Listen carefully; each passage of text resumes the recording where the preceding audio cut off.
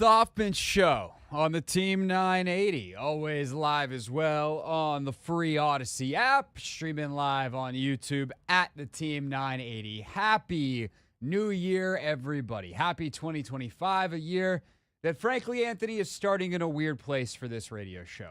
Shall we just start 2025 with a peeled back curtain before we talk about Jaden Daniels and Terry McLaurin getting to the Pro Bowl? Yeah, for sure. One, the show is starting late today. It is 4:05. The show is scheduled to start at 4. We are at the mercy of the show before us and circumstances around us. Chris Russell ran his show late, apparently talking about people having sex on elephants in Miami Beach.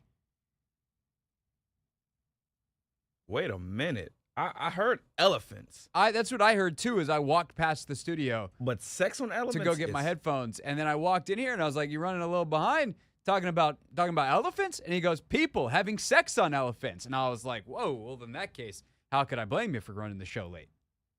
Delaying the start of our show. Yeah. Then I had to delay even further because Linnell Willingham, who was in here, my guess, yesterday, left the computer in front of me that I need to log into and get set up and get ready for the show, logged in on his profile. So I did something that he'll know about because he just got an email from himself. But I don't mind saying out loud into microphones. I sent Linnell a note to self. And it simply said, "Dear self." I wish I had BCC'd myself so I had it.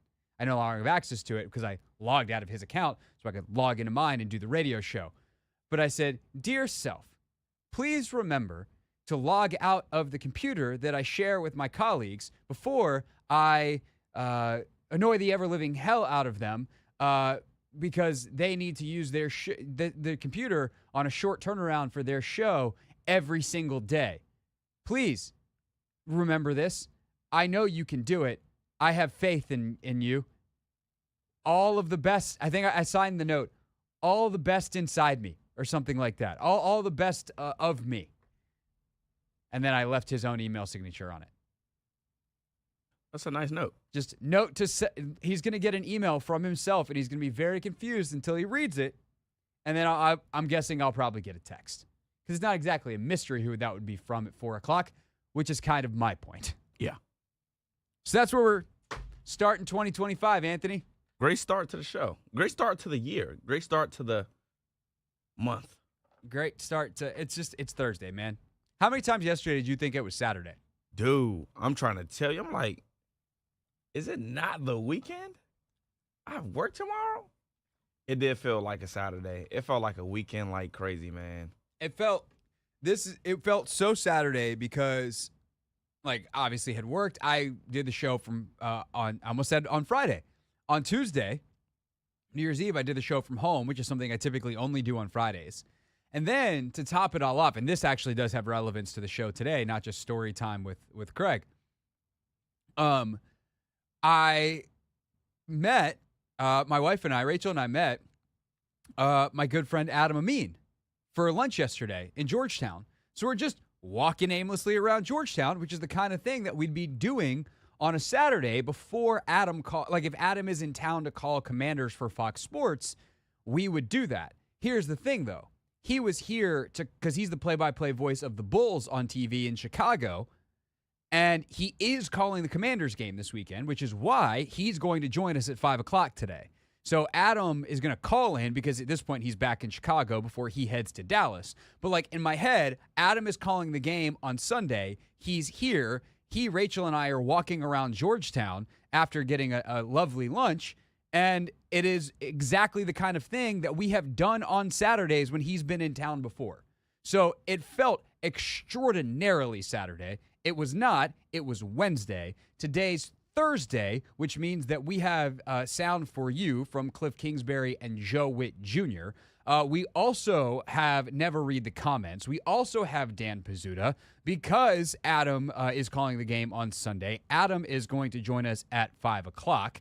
And then coming up at 6, Big 6 time. And then because yesterday was actually Wednesday, but we didn't have a show because it was a holiday, and I was walking around Georgetown with my friends, or with my friend and my wife, we have Competition Wednesday coming up as well. We were supposed to tailgate this weekend, and I was supposed to have to serve my punishment of eating hot wings at someone's tailgate, but the rain ruined that. So we're going to postpone the hot wing eating until next Wednesday, actual competition Wednesday on a Wednesday. We just don't have time today to do it. But what that has done, Anthony, is I have ordered hot sauces from the actual Hot Ones show.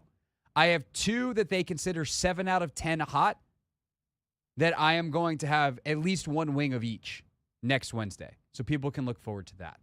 I also did buy the hottest one, the Last Dab Experience, but that's a gift for a friend. I'm not having that. I was about to say, who's eating that? Because I'm not. My coworker in Gym World, Jamel, who makes hot sauce. Okay. I was like, I'm gonna get this one for Jamel.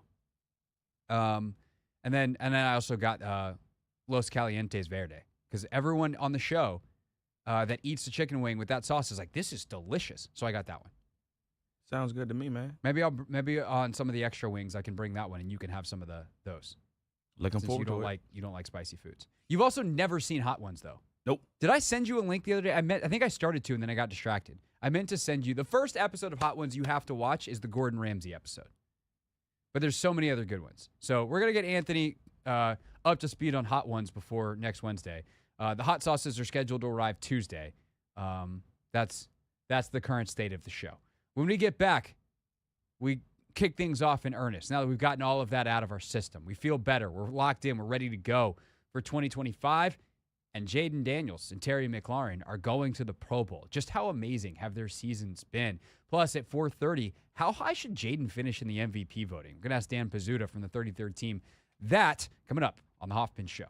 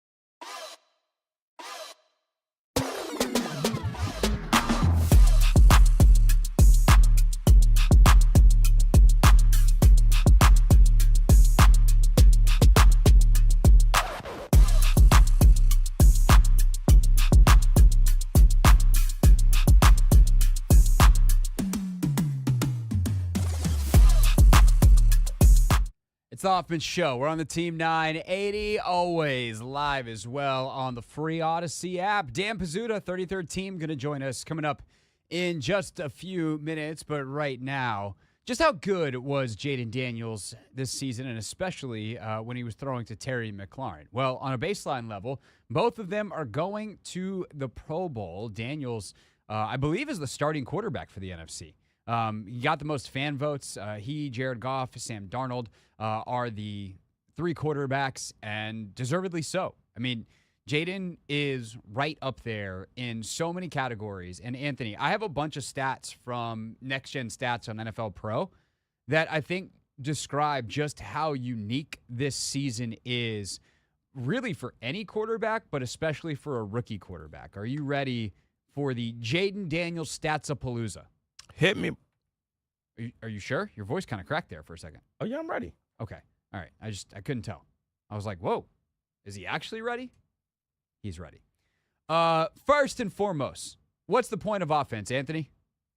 To score? To score. The Commanders are averaging 28.9 points per game in 2024, which is the most in NFL history by a team with a rookie as its leading passer. Pretty good. Pretty good. How about getting better as the year goes on? Jaden Daniels has had at least 200 passing yards, 2 passing touchdowns, and 65 rushing yards in each of his last 3 games, making him the first player in NFL history to do so in 3 consecutive games. That's not a rookie record. That's an everybody record. 200, 2 passing touchdowns, 65 rushing yards. First one in 3 consecutive games ever. That's pretty good as well. Yeah. Talk about like carrying a load offensively and driving your team to victory. That's been him against the Saints, the Eagles, and last week against the Falcons. Jayden has 30,530 passing yards and 864 rushing yards. Hey, 864. That's my home area code. Just, do you have that response whenever you see your home area code just pop up randomly in the middle of a number set? No, not really. That's just a me thing? Okay, fantastic. Upstate South Carolina. Shout out. He's got 3,530 passing yards, 864 rushing yards, making him one of 2 players in NFL history to have at least 3,500 passing yards and 850 rushing yards in a single season. Anthony, do you know who the other is? Lamar Jackson. Do you know when that season happened? Last season. Try this season. Oh, it was this year? Never happened before. Jayden and Lamar both doing it this season. Wild. Last but not least, the scrambling. Jayden has generated 584 rushing yards on scrambles this season, 167 more than the next closest player, Lamar, and the second most by any player in a season since 2018. On fourth downs, Daniels has recorded 7 scramble rushes for 80 yards and 6 first downs, each the most by any player in the last 7 seasons. And I think what this speaks to, Anthony, a lot of these numbers, is just how much Jayden is, I don't want to say solely responsible, but largely responsible for what has happened on offense. And to an extent, this is every quarterback, right? But I think you look at Darnold and you're like, okay, the driving there is happening by the fact that Justin Jefferson and Jordan Addison are amazing. And Darnold's certainly playing at a Pro Bowl caliber level and has deserved to make it, especially when you look around the NFC. But I think he deserves to make it, period. Like, he's had a Pro Bowl season. Same thing for Goff. You look at their running game, you look how good their O-line is. Obviously, their system's great, but Goff has just orchestrated that thing at a brilliant level and deserves to be in the Pro Bowl conversation, deserves to go to the Pro Bowl. But it's different than the system is designed around Jayden, and beyond the structure of the system, with all these scrambling totals, Jayden is having a just outsized impact. When the system fails, when you have to go into scramble mode, which is most of the time when you scramble, right? Not all the time. Sometimes quarterbacks actually fail themselves within the construct of the system. There's a guy open, or they should have waited longer, or whatever. And Jayden has those moments, but by and large, he's made good scrambling decisions, and he makes the most of them, getting out in the open field, getting first downs. And there's a stat that I've referenced a ton this year, EPA, estimated points added. And of Jayden's total EPA, the total estimated points added by Jaden Daniels' play on dropbacks, like a third of it is scramble yards. So a tremendous amount of that 28 plus almost 29 points per game, that's the most ever by a rookie-led offense, is coming from stuff he is creating when the rest of everything breaks down. And if that is not deserving of not only Pro Bowl consideration, but I'm going to say it, a top 5 MVP finish, then I truly don't know what is. I mean, I don't think the MVP talks are all that crazy, especially considering when you stack Jaden Daniels' stats this year to Lamar's MVP season last year. They're almost like identical. And I think Lamar had, a little bit more help than Jaden has. Like, we have injuries piling up on the offensive side of the ball. We have a run game that hasn't been as efficient as of late. And Jaden's, been tasked with, getting the Commanders out of 4th and 11s and 4th and 13s and things of that nature, putting the team on his back. And he's come through most of the time in those big moments. So I think when you just look at, him having to do more with less than, what Joe Burrow has, he's an MVP candidate. You have Josh Allen, who is also, using his legs and arms to, put points on the board. And then you also have Lamar, who, people love to compare him against. So just looking at that alone, just, having to do more with less, I think it's more than deserving of some MVP talks. I think the problem for Jayden is that Lamar this year is like unbelievably better than Lamar last year. Mm-hmm. I hadn't actually looked up the Lamar versus Jayden this year versus last year. So Lamar's MVP season last year, actually I pulled it up, and thanks to the player comparison tool on StatHead and Pro Football Reference. So this is through 16 games, which is what Lamar played last year. So they're actually even, although Jayden is expected to play one more, which is, hey, being healthy and available is good. So assuming that, and also we know that he missed most of the Panthers game, but whatever. So through 16 games, which was Lamar's entire season last year, the Ravens were 13-3, Commanders are 11-5 and counting. Jayden has a higher completion percentage by over 2%.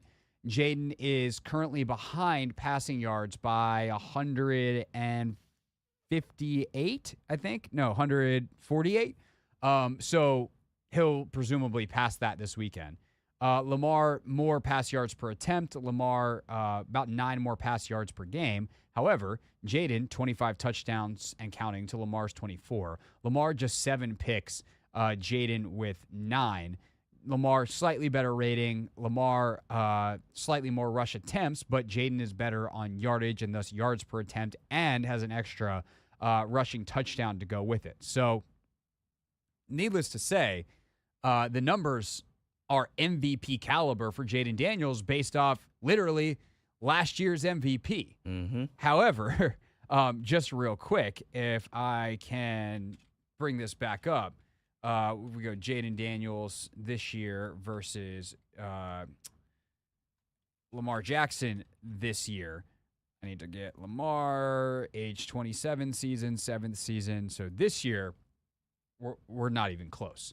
And this is just to speak to how high at a level Lamar and Josh Allen, whose stats all are very, very similar to Lamar this year, is playing, but also how insanely impressive Jayden is, because Jayden is a rookie. Crazy. But Lamar this year, 68% to Jayden 69, but he's thrown for almost 4,000 yards. He's got more yards per attempt, more yards per game. He has 39 touchdowns to 4 interceptions. That's the numbers that Jayden put up last year in college. Jayden was 40-4. Lamar is currently 39-4. He's got 121 passer rating compared to the 101 that Jayden has. Jayden has more total rushing yards, but Lamar more yards per attempt, and Jayden has 6 rushing touchdowns to Lamar's 4. So we're talking about 43 total touchdowns for Lamar Jackson this year, and Josh Allen is right there with him. To me, the top 4 in MVP voting are probably going to be, and I think deservedly so, Lamar and Josh Allen in some order, Saquon and Joe Burrow in some order, And then Jayden should be, in my opinion, the top of the next group of guys that includes Jared Goff, Sam Darnold, if you want to put Jalen Hurts, I guess, A.J. Brown, I don't know if you want another Eagle. Saquon's already obviously representing them. I'm trying to think of who else. I mean, Pat Mahomes, he is the quarterback of a team that's 16-1. Or 15-1 going into the final game of the regular season. And I'm sure there's a couple other guys I'm forgetting. But I just, when you look at total EPA, like Jayden is 4th in the league amongst quarterbacks. There's just so many different stats that back up the fact that Daniels belongs in this conversation, that it's not us being Washington homers. And that's not even to mention the fact that I didn't even get to talk about Terry, which is a shame. I'll just mention that Terry and Jayden this year have a 140.0 passer rating as a duo. So when Jayden throws to Terry, it's 140 passer rating. That's the highest in a single season since Tom Brady and Gronk with the Patriots in 2012 amongst duos with at least 75 targets. It's getting ridiculous. Yeah. So congrats to both of them. They deserve the awards and whatever else they get. And it's also going to get a playoff game, and we'll see who it's against coming up on Sunday. How does Dan Pizzuta see this MVP race, and does he agree that Jaden Daniels should finish in the top 5 in his rookie season? We'll ask Dan next on the Hoffman Show on the Team 980 and always live on the free Odyssey app.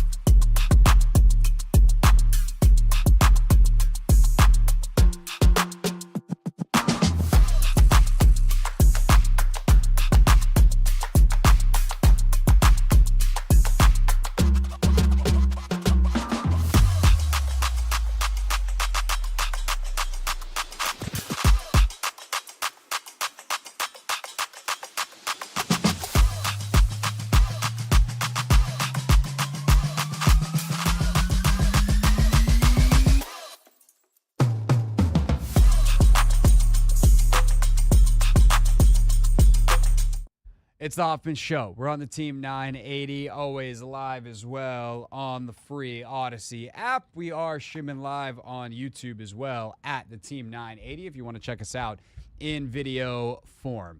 My good friend Adam Amin is going to call the game for Fox Sports this weekend. Joins us coming up at 5 o'clock. But right now it is time for our final regular season visit with our pal Dan Pizzuta of the 33rd team. Dan, what's going on, man? How are you?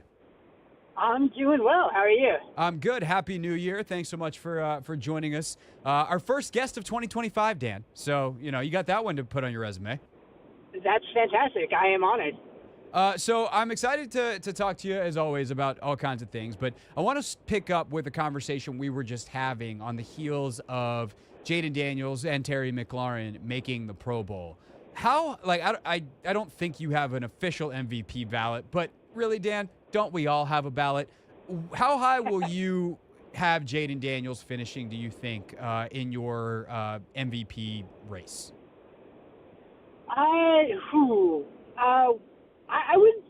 He would definitely be, I think, a top 5 candidate, I would say. I think if I would have to go right now, it would have to be, a mixture of Lamar, Allen. You'd probably put Burrow there. I think Barkley does deserve, top 5 candidacy. I don't think he should be, a number 1 pick on anyone's ballot. But then when you get to, a number 5, when you look at what Jayden has done, just in terms of what he has done for that team, the way he's led that offense, and then statistically everything he's done so far, he's in, the top 5 things like he play and everything else. So if I had a top 5 ballot, I probably would be putting him 5, I think. That's exactly where I had him. It's funny because I feel like when I hear these MVP discussions and, I don't want to be like Homer guy who's like, oh, my guy didn't get mentioned. We know that Lamar and Josh Allen, it's really a 2-player race, and it should be. And I have no idea who should win it between the two of them. They are so close, and I'm actually almost rooting for them to have co-MVPs because they both deserve it this year. But once you get past those two and acknowledge what Burrow's doing is preposterous, and then Barkley, okay, he rushed for 2,000 yards. I truly don't know who else you would think about putting above Jayden. I guess the next group of guys would be, Mahomes is the quarterback of a 15-1 team. You have obviously the other two NFC Pro Bowl quarterbacks in Darnold and Jared Goff, but they don't carry the load that Daniels does. And I just feel like as the names get thrown around and people have the discussion, Jayden's name isn't really mentioned at all. So it's very validating, actually, to hear you say that. Yeah, I think so. As you said, especially with how much he is doing in that offense. I mean, just take what he did Sunday night, where that offense doesn't completely get going until he just takes over with his legs. And there are only a few quarterbacks in the league who can have that type of ability to completely take over a game singularly in the way he did. So I think he's probably even closer to Burrow than, probably a lot of people would give him credit for. Like you said, when you look at some of those other quarterbacks, a Goff and a Darnold, they're not doing completely the heavy lifting that some of the other quarterbacks are doing in terms of, the offensive system that they have around him, some of the skill position players they have around him. Daniel should absolutely be considered in that top 5. And I think that's one of the fun things about the MVP discussion now is that we do get, whoever is voting does get the top 5 ballots, instead of, previous just a couple years ago, it was, these voters got one vote for someone and that was it.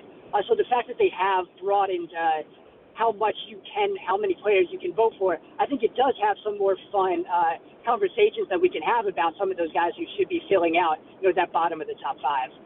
Dan Pizzuta, writer for the 33rd team with us here on the Hoffman Show. Watching what Jayden's done this year, how has that changed what you think his ceiling is in the future? If we're talking about a guy as a rookie who's already a top 5 MVP candidate, and he's maybe shown some things that we didn't necessarily know if he could do coming out of college. And you look at, say where Lamar is now and then think back to what he was, Josh Allen, the way he's evolved. What do you think of Jayden's future and how is that different? Or what do you think he can be in the future? And how is that maybe different than how you felt coming into the year with him? I mean, yeah, he's shown so much more already. And, we talked about it kind of all year, how, like, week by week, there was just kind of something new that came up. So the fact of where he is right now, and he has sustained some of the things that we kind of wondered if he'd be able to do, like some of the rushing, and, taking some of the hits that I think he's been better at avoiding. I think it was funny. I think he, was asked this week about, running as much as he did in this past week, and he was like, it's okay. I didn't take quite as many big hits. And I think it was Robert Mays tweeted out a play of him just, like, getting completely folded in half. And for him to be like, yeah, I didn't take any big hits when he took, like, some of the hardest hits I think we might have seen. But the fact that he can be able to sustain some of those things on the ground, and then I think his decision-making and his processing inside the pocket has been so good. Like, he can easily be the top quarterback in the NFC, because I think when you kind of look at some of those other guys right now, the guys who are on top, it's the Goffs, the Darnolds, the Baker this year of what he's done. I think we talked about how he does more for the passing game to open things up than Jalen Hurts does. He's much better on the run. So I think when you look at the landscape of who is in the NFC right now, I mean, there's no doubt that he could, be one of, if not the best guy in that conference. And for him to be that right now for where he's been, and kind of, I was hesitant on what he could have been, because I think there wasn't a lot of throws, over the middle in college. I was very hesitant on how well he could keep that run game up going, especially with kind of his build and how many big hits he took in college. But the fact that he's been able to get around that and continually progress as a passer, and it's really been special seeing what he's been able to do this year. For sure. And on the hits thing, I mean, the irony of the hit that I'm guessing the one that Robert posted was when he got folded over and it was like, oh my God, his leg just snapped. That was in the pocket. And that's the kind of the funny thing for me is I think he is much more exposed to big hits in the pocket than he is when he actually gets out as a runner, because he has this ability that Lamar has, that Russell Wilson has, that I think so many guys have in the open field of just not ever getting hit cleanly. And it's a really, really special skill. But then you see him in the pocket get blasted. And it's like, oh, stop running him. It's like, actually, please run away. Run away, Jayden. Run away from the scary pocket. That is where you're going to get hurt. But, that's the NFL, and that is football. I actually want to ask you, Dan, about kind of a similar question about Terry, too. He returns to the Pro Bowl this year, and we've always wondered what it would look like if Terry McLaurin had a high-level quarterback with him, because he was putting up 1,000-yard seasons with an unbelievable carousel of characters here. Has this season at all changed what you think of Terry McLaurin and his standing amongst the NFL's top receivers? So, no, but that is because I've always had a very high opinion of Terry McLaurin. I've thought he's been one of the best receivers, and like a top 10 receiver really since he came into the league. So it doesn't completely change my view of him, because I already thought he was really good. But I have been very excited to see him be able to kind of take off a little bit and have a more like traditional number one receiver type role and production. Because I think that does now match the talent that he has had since he came into the league. I think I don't have a All-Pro vote, but I did put out a hypothetical All-Pro team if I did have one, and I had McLaurin as a second-team All-Pro, and I think like that is completely where he should be, and I'm very excited and happy that he does get that recognition, because he has been one of those quality of receivers really since he was a rookie. But the fact that there is now an offensive system and a quarterback in place to get the most out of it is very fun to see. All right, last thing for you, Dan. If you're looking ahead to this weekend, the Commanders win and some other things happen. They could face the Rams. They could also face the Bucks or the Falcons, depending on what happens there. Obviously, there's still a chance that they fall back, and then they would ultimately face the Eagles as the 2 seed. Are there any of those matchups that you particularly like for Washington or particularly dislike for Washington? Now, I don't know if there is. I don't think there's any I dislike. I think if Tampa might be interesting, because they're going to be this defense that tries to, has been blitzing and has been able to be gashed a little bit by some mobile quarterbacks. So I think that might be potentially the best one. They don't quite have the corners too. That's a defense that it will it's one of those defenses that'll throw a lot of things at you, but it's kind of easy to get them because it doesn't have, the quality of talent. So I think if they end up matching up, I think that's the 4-5 matchup. I think that might be just defensively the one I think Washington could take advantage of the most. That would be super interesting because, of course, Washington started their season against Tampa, but that is a very different Jaden Daniels now than it was in Week 1. Dan, I cannot tell you how much I appreciate having you all season long. Hopefully we can continue doing it through the playoffs, but this has been tremendous having you, so thank you so much for your time every Thursday throughout the regular season, and look forward to talking some ball and talking playoffs next week. Yeah, absolutely. Thank you. And I can say the same back to you. Thank you for having me on every week, and very excited to keep it going. Absolutely, dude. All right, we'll talk to you next week. That is Dan Pizzuta with us, 33rd Team. His work, he's been so good for us here on the show. He's so well researched, and because of the season Washington has had, he's written about the Commanders a bunch of times, so he's super on top of it. He watches everybody and just has a great feel for the league, and so it's been really great to have his perspective all season long, and very, very glad that we've been able to have him. But also, if you haven't taken that next step and read his work on the 33rd Team, highly recommend that you do so. When we get back, let's pick up the discussion about Jayden and Terry. And I actually want to take a look at a couple of other stats. Not so much about just how good they've been, but how much different the Commanders are now versus when they played the Cowboys the first time. Then we'll talk to the man who's going to call the game on TV, Adam Amin. Next, coming up in the next 30 minutes on The Hoffman Show.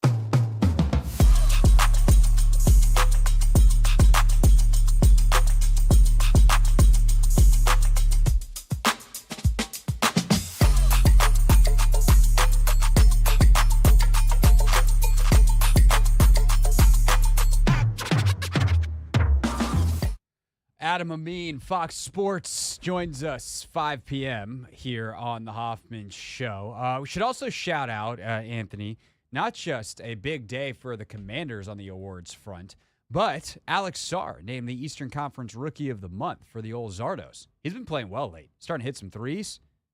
Things are starting to come along. Hey, Craig, the Wizards have won 3 of their last 7. They sure have. Our tanking Wizards have won 3 of their last 7. Which has already put them in what looks to be an easy position, barring about a 40-game losing streak.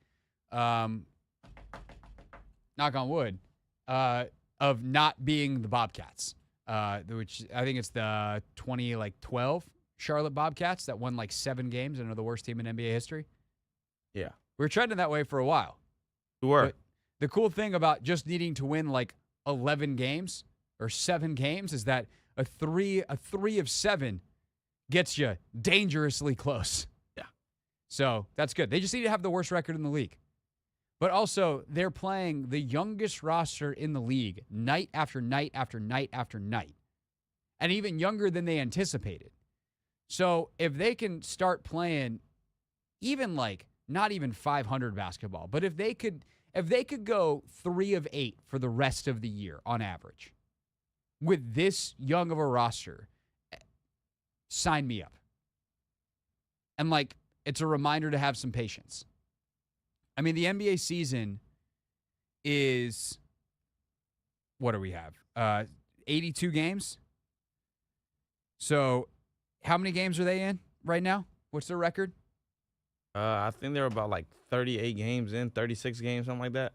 ESPN.com/NBA. The Washington Wizards are currently 6-25. Yeah, So 31. they're 31 of 82 in, which is 37% of the season, which is the equivalent to basically week 6 or week 7 in the NFL. It's week 6.8.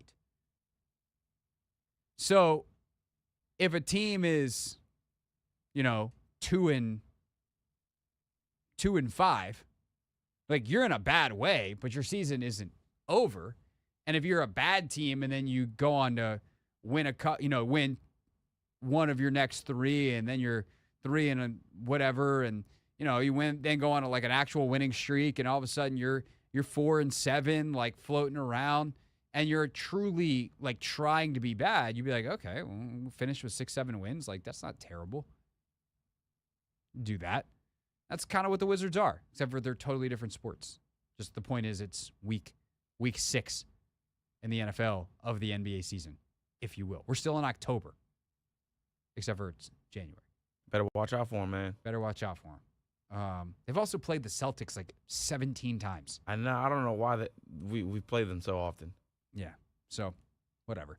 Do they play hard? Are the young guys getting better? That's what matters. Wizards doing that. Well, I can sneak a Wizards question in for Adam as well when he joins us coming up at 5 o'clock, as he called the Wizards Bulls game on TV for the Bulls yesterday, because that's what he does during the week. And then he flies off to NFL land, and he and Mark Sanchez sit up in the booth and call football games, and that's how most of us will take in the game this weekend on Fox. So one last quick thing on the Commanders before the end of the hour here, Anthony. As we were talking this morning on Take Command, and Logan and I were taping the preview show, it kind of just hit me as we were talking about some of the stuff from the earlier game this season. That was week 12.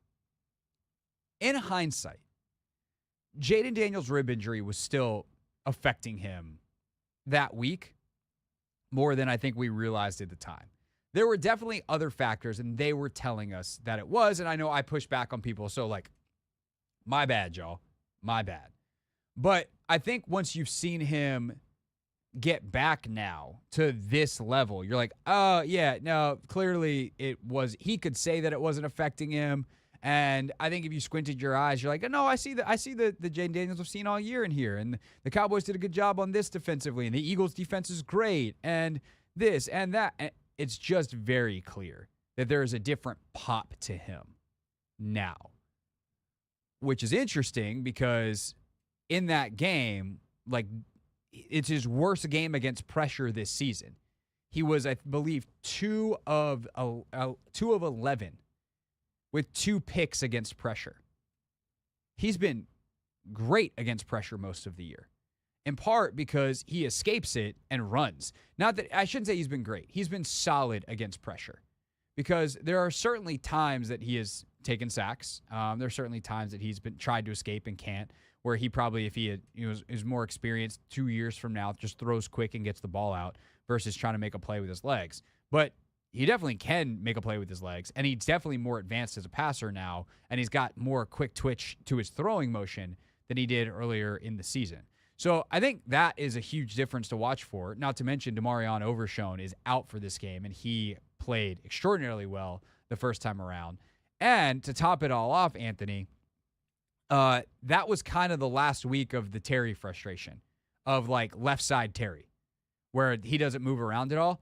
And the stats back that up. After lining up wide on the right side of the formation on just 5.3 of his snaps during the first 12 weeks of the season, Terry McLaurin has done so on 19.8 of his snaps since week 13, nearly 3 times his earlier rate. Particularly, McLaurin has lined up on such positions on 31.1% of his snaps during 3rd and 4th downs. From that alignment, McLaurin has totaled 63 yards and 2 touchdowns on 32 routes, averaging 2 yards per route run. On the opposite side, he has recorded 130 yards, 2 touchdowns, and averaged 1.8 yards per route run over the same span. So we're talking about 32 routes is 30%. So about 70 routes on the other side and the same amount of touchdowns. And about half the yards, even though it's only 30% of the volume. So, yeah, or only about half the volume. So I'd say it's helped. I'd say that's good. I'd say the Cowboys are going to face a different Commanders team, and that's a good thing for the Commanders. Yeah, I mean, the Terry thing definitely is interesting. My big takeaway from last week's game, though, against A.J. Terrell, and I'm not saying A.J. Terrell, to be honest, I think A.J. Terrell is maybe like the Terry McLaurin of DBs. Like, he's a really good corner. He's excellent. Doesn't get a lot of recognition. But, going against DeRon Bland, going against Trayvon Diggs, like, I'm excited to see, how that battle goes, because it did take Terry some time before, like, the big play to like really get going. Like, he didn't really have all that big of a game until that big catch. For sure. And we'll see if Diggs is even going to play. I don't think he played last week against the Eagles. Nah, he didn't. So we'll see if he's back. You search his name on Google right now, and it's like all the articles are, oh, yeah, he's out. He's on IR. So they replaced him on IR on Saturday. So he's out. But it's like, should the Cowboys cut Trayvon Diggs? So that's kind of where that is. Bland followed A.J. Brown last week, so I'd imagine it's going to be Bland on Terry like 90% of the time this week. But it's going to definitely be interesting to see how Terry plays, because Terry's also managing an ankle injury. And without De'Ami Brown, and if Terry is less than 100%, well, where the hell are the explosive plays going to come from? Now Austin Eckler could be back, and that opens up a different can of explosive plays, but I think just down in, down out efficiency, the Commanders are far better set up, because Jayden can whip the ball in a way that he couldn't that first matchup, and we'll see how that goes on Sunday. Adam Amin will be there. He'll be in the broadcast booth calling it for Fox. He joins us next on the Hoffman Show.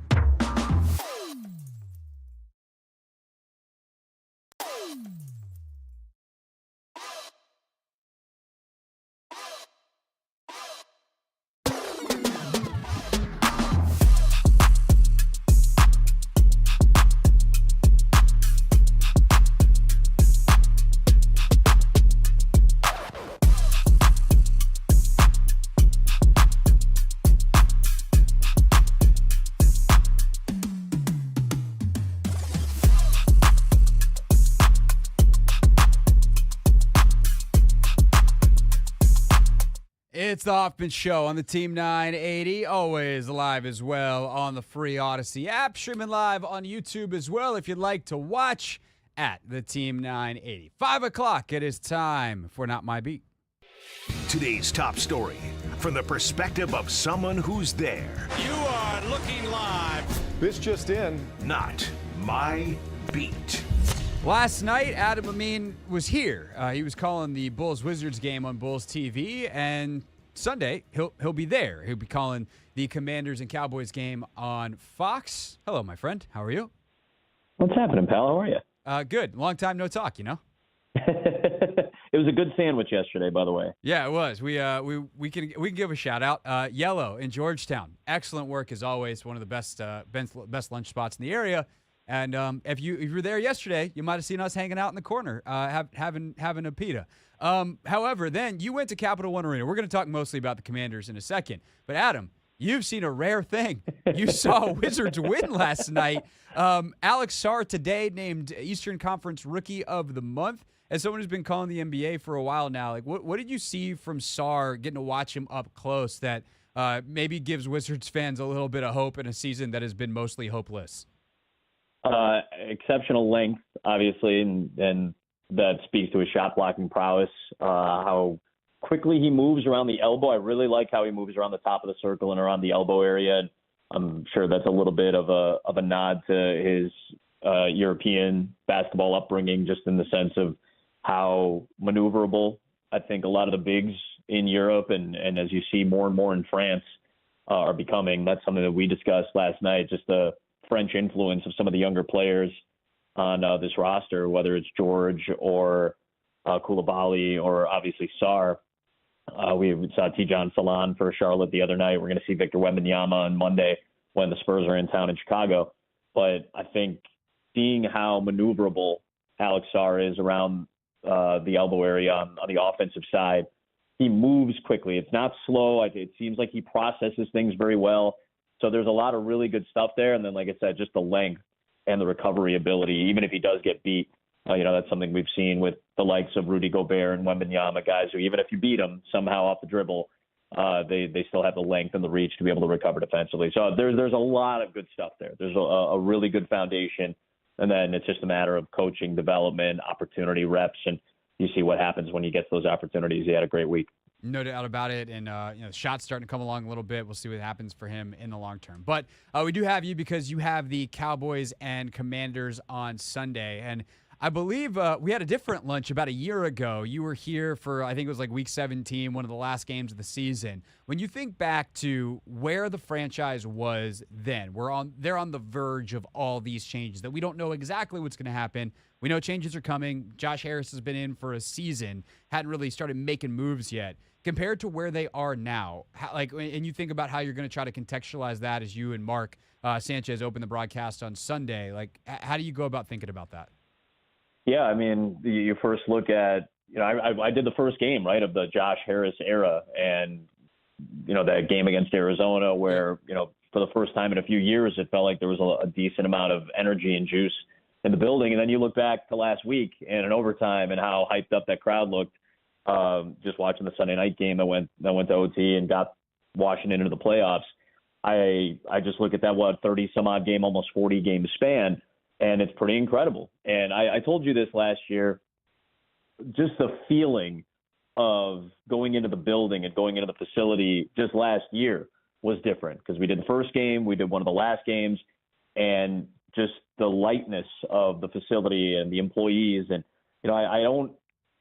I didn't really realize what the specter of the Snyder era had done to the people of the DMV area when it came to Washington, when it came to the Commanders. I didn't realize how much of an impact and maybe how much of a weight that was from top down. And if you're saying top is the ownership and down all the way down to the casual fan, then everybody was affected by that. So I really think, and I don't know if that's what we'll open with necessarily. We'll obviously go in with a little bit more micro about this season in particular, but the life that's been, breathed into this organization just in a 12-month period between what Dan Quinn's done, bringing a franchise quarterback in, the overturn of the roster. Again, this is my first Commanders game. Our crew has had them. I was with a different crew for a month. So the fact that they got to see them earlier this year and just saw the turnover from the defense from last year to this year, all the different names and moving on from some guys that, you had drafted. You and I were talking about the draft picks the last couple of seasons that aren't even on the roster anymore. So the willingness to make decisions that are more conducive to personnel that you like as a coaching staff and to have the franchise QB, I mean, that's a heck of a turnaround. And this is what this league is made for. This is the most parity-filled league in the country. It's built on cycles. It's built on schedules. It's built on allowing teams to be able to rebuild through the draft, and that's exactly what this organization did. And in 2 short years, it's right back to some level of prominence, which is just awesome. And yet, some teams are seemingly always good. Adam Amin's our guest here, Fox Sports, with us on the Hoffman Show. When you travel around and do these meetings and walk into all these different facilities, and you walk into a Baltimore, a Pittsburgh, until this year, a San Francisco, any other team that you want to throw in, by all means, go ahead. But the teams that are kind of perennially good, that always figure out a way to be good, and some of them have had, they had the quarterback position figured out for a bunch of years, and that's why the Bills are good, because Josh Allen's awesome. But Baltimore and Pittsburgh have been good basically our entire lives. So how different is it to walk into one of those buildings versus just your average NFL building that is perhaps more susceptible to all of the things that are designed to give this league parity? I think, our biggest exposure to what the franchise and what's quote unquote the program is like is the head coach. We get these meetings with coaches every week for our production meetings, and a lot of the information that we get is proprietary, but what we do get that's not, off limits, that's left to our own interpretation is how the coach interacts and how the coach feels and what the coach does to kind of give a sense to the rest of the tone of the building. And, I think I've been around Dan a little bit from when he was in Atlanta. Actually, the first game I recall for Fox was a Dan Quinn game. It was Falcons Seahawks in Atlanta. I dealt with him a couple of years ago when he was the DC for the Cowboys, and I always got a nice sense from him. And I always felt appreciative of how he approached things. But I think that's what it takes. It takes somebody like Dan, or at least what Dan has shown this year, and I'll get a better feel of it on Saturday. But I think that's what he's done, is to give a little bit of calmness and clarity to the rest of the building when we walk into that facility. I think that's how I feel when I go see the Steelers, like you talked about with Mike Tomlin, one of the longest tenured coaches now in the NFL, and part of an organization that's been known, Pittsburgh, for many years as a consistent organization that's only had, 3 head coaches since the late 1960s, Noel, Cowher, and now Tomlin. I think how he approaches the day-to-day. I think Dan Campbell's a great example of it. The last couple of years going into the building, how everybody feels when Dan walks into a room. And, I think coaches have to be mindful of that because they are tone setters. It's an interesting position for you to be in charge of a bunch of players who are then in charge of the success or failure of an organization, which also leads into multiple categories: economic individually, economics globally for that organization, economics for the city.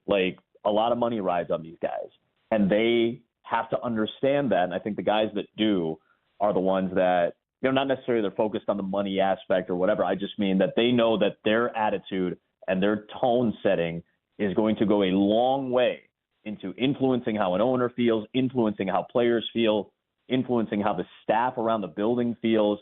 So that's our greatest exposure, is that we get to see these people firsthand. And all the franchises you mentioned, John Harbaugh and Mike Tomlin and Dan Campbell, and I think right now you go in to go see Minnesota, and it's Kevin O'Connell in his 3rd season, and the tone is really good in that Minnesota organization. So I think that there is a common theme. I'm not saying that's the only element, but Craig, I do feel like what we get exposed to the most is the head coach, and I think a head coach has a lot to do with how the rest of the organization functions. Adam Amin, Fox Sports, with us here on the Hoffman Show. Get back to the Commanders and your early impressions of them in a minute, but I am curious, as we head towards the playoffs, something that the Commanders will be participating in, which is cool. Who's the best team that you've seen this year? Whether it's a performance that sticks out from a game that you called, or just as you're studying and especially by this point in the year, you wind up watching every team some, because you have, at this point for the Commanders, I've studied all of their opponents throughout the year, and so I've seen more than half the league watching, another game of their upcoming opponent versus some other team that the Commanders don't even play. I've probably seen like 2/3 of the league at this point on tape. Sure. So however you want to answer this, who's the best team that you've seen this year? Man, a great question. I'm sure that part of this is a little bit of recency bias. I think that Minnesota might be the best team I've seen this year. And I've watched a lot of their games because, again, like you talked about, I've called a handful of their games, but I also watch, game film or highlights or whatever of other teams that played Minnesota in preparation for other games that we're doing. So you just run into watching a lot of Vikings tape. And we've had them, I've had them 3 times. I had them in one of their losses to Detroit in week 7. Saw them in a bad game where their defense stepped up against Jacksonville. And then I saw them win a game down to the wire against Seattle, a game that they absolutely needed to win a couple of weeks ago for them to be alive for this number 1 seed.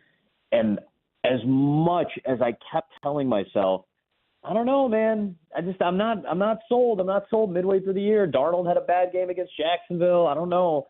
The more I watch Sam Darnold and the more I get exposed to how Kevin O'Connell structures his offense and the more I see how effective this Minnesota blitz has been in terms of everybody knows that it's going to come. They just don't know when and from where, and they've mixed it up enough in every quadrant of the season basically to be relatively unpredictable.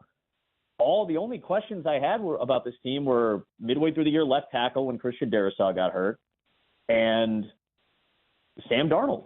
And those questions, for the most part, in a 17-game sample or 17-week sample for Darnold and, a half a season for Cam Robinson in a Vikings uniform, it's been pretty good, I think. They've gotten away with some things on the left side of that line. That's okay. Every team's got to deal with it. You're going to face good pressure teams, and you can't always have a great, a perfect effort from, your offensive line. But Sam's made up for that with his maneuverability. Their running game has been really good. Aaron Jones has been very reliable. It's not necessarily just, he's churning out a 100-yard game after 100-yard game. That's not necessarily the case, but he's good for 15 to 20 touches every game, and that's a breather for that offense. Justin Jefferson is the best receiver in football, and I know Jamar Chase has had a phenomenal year.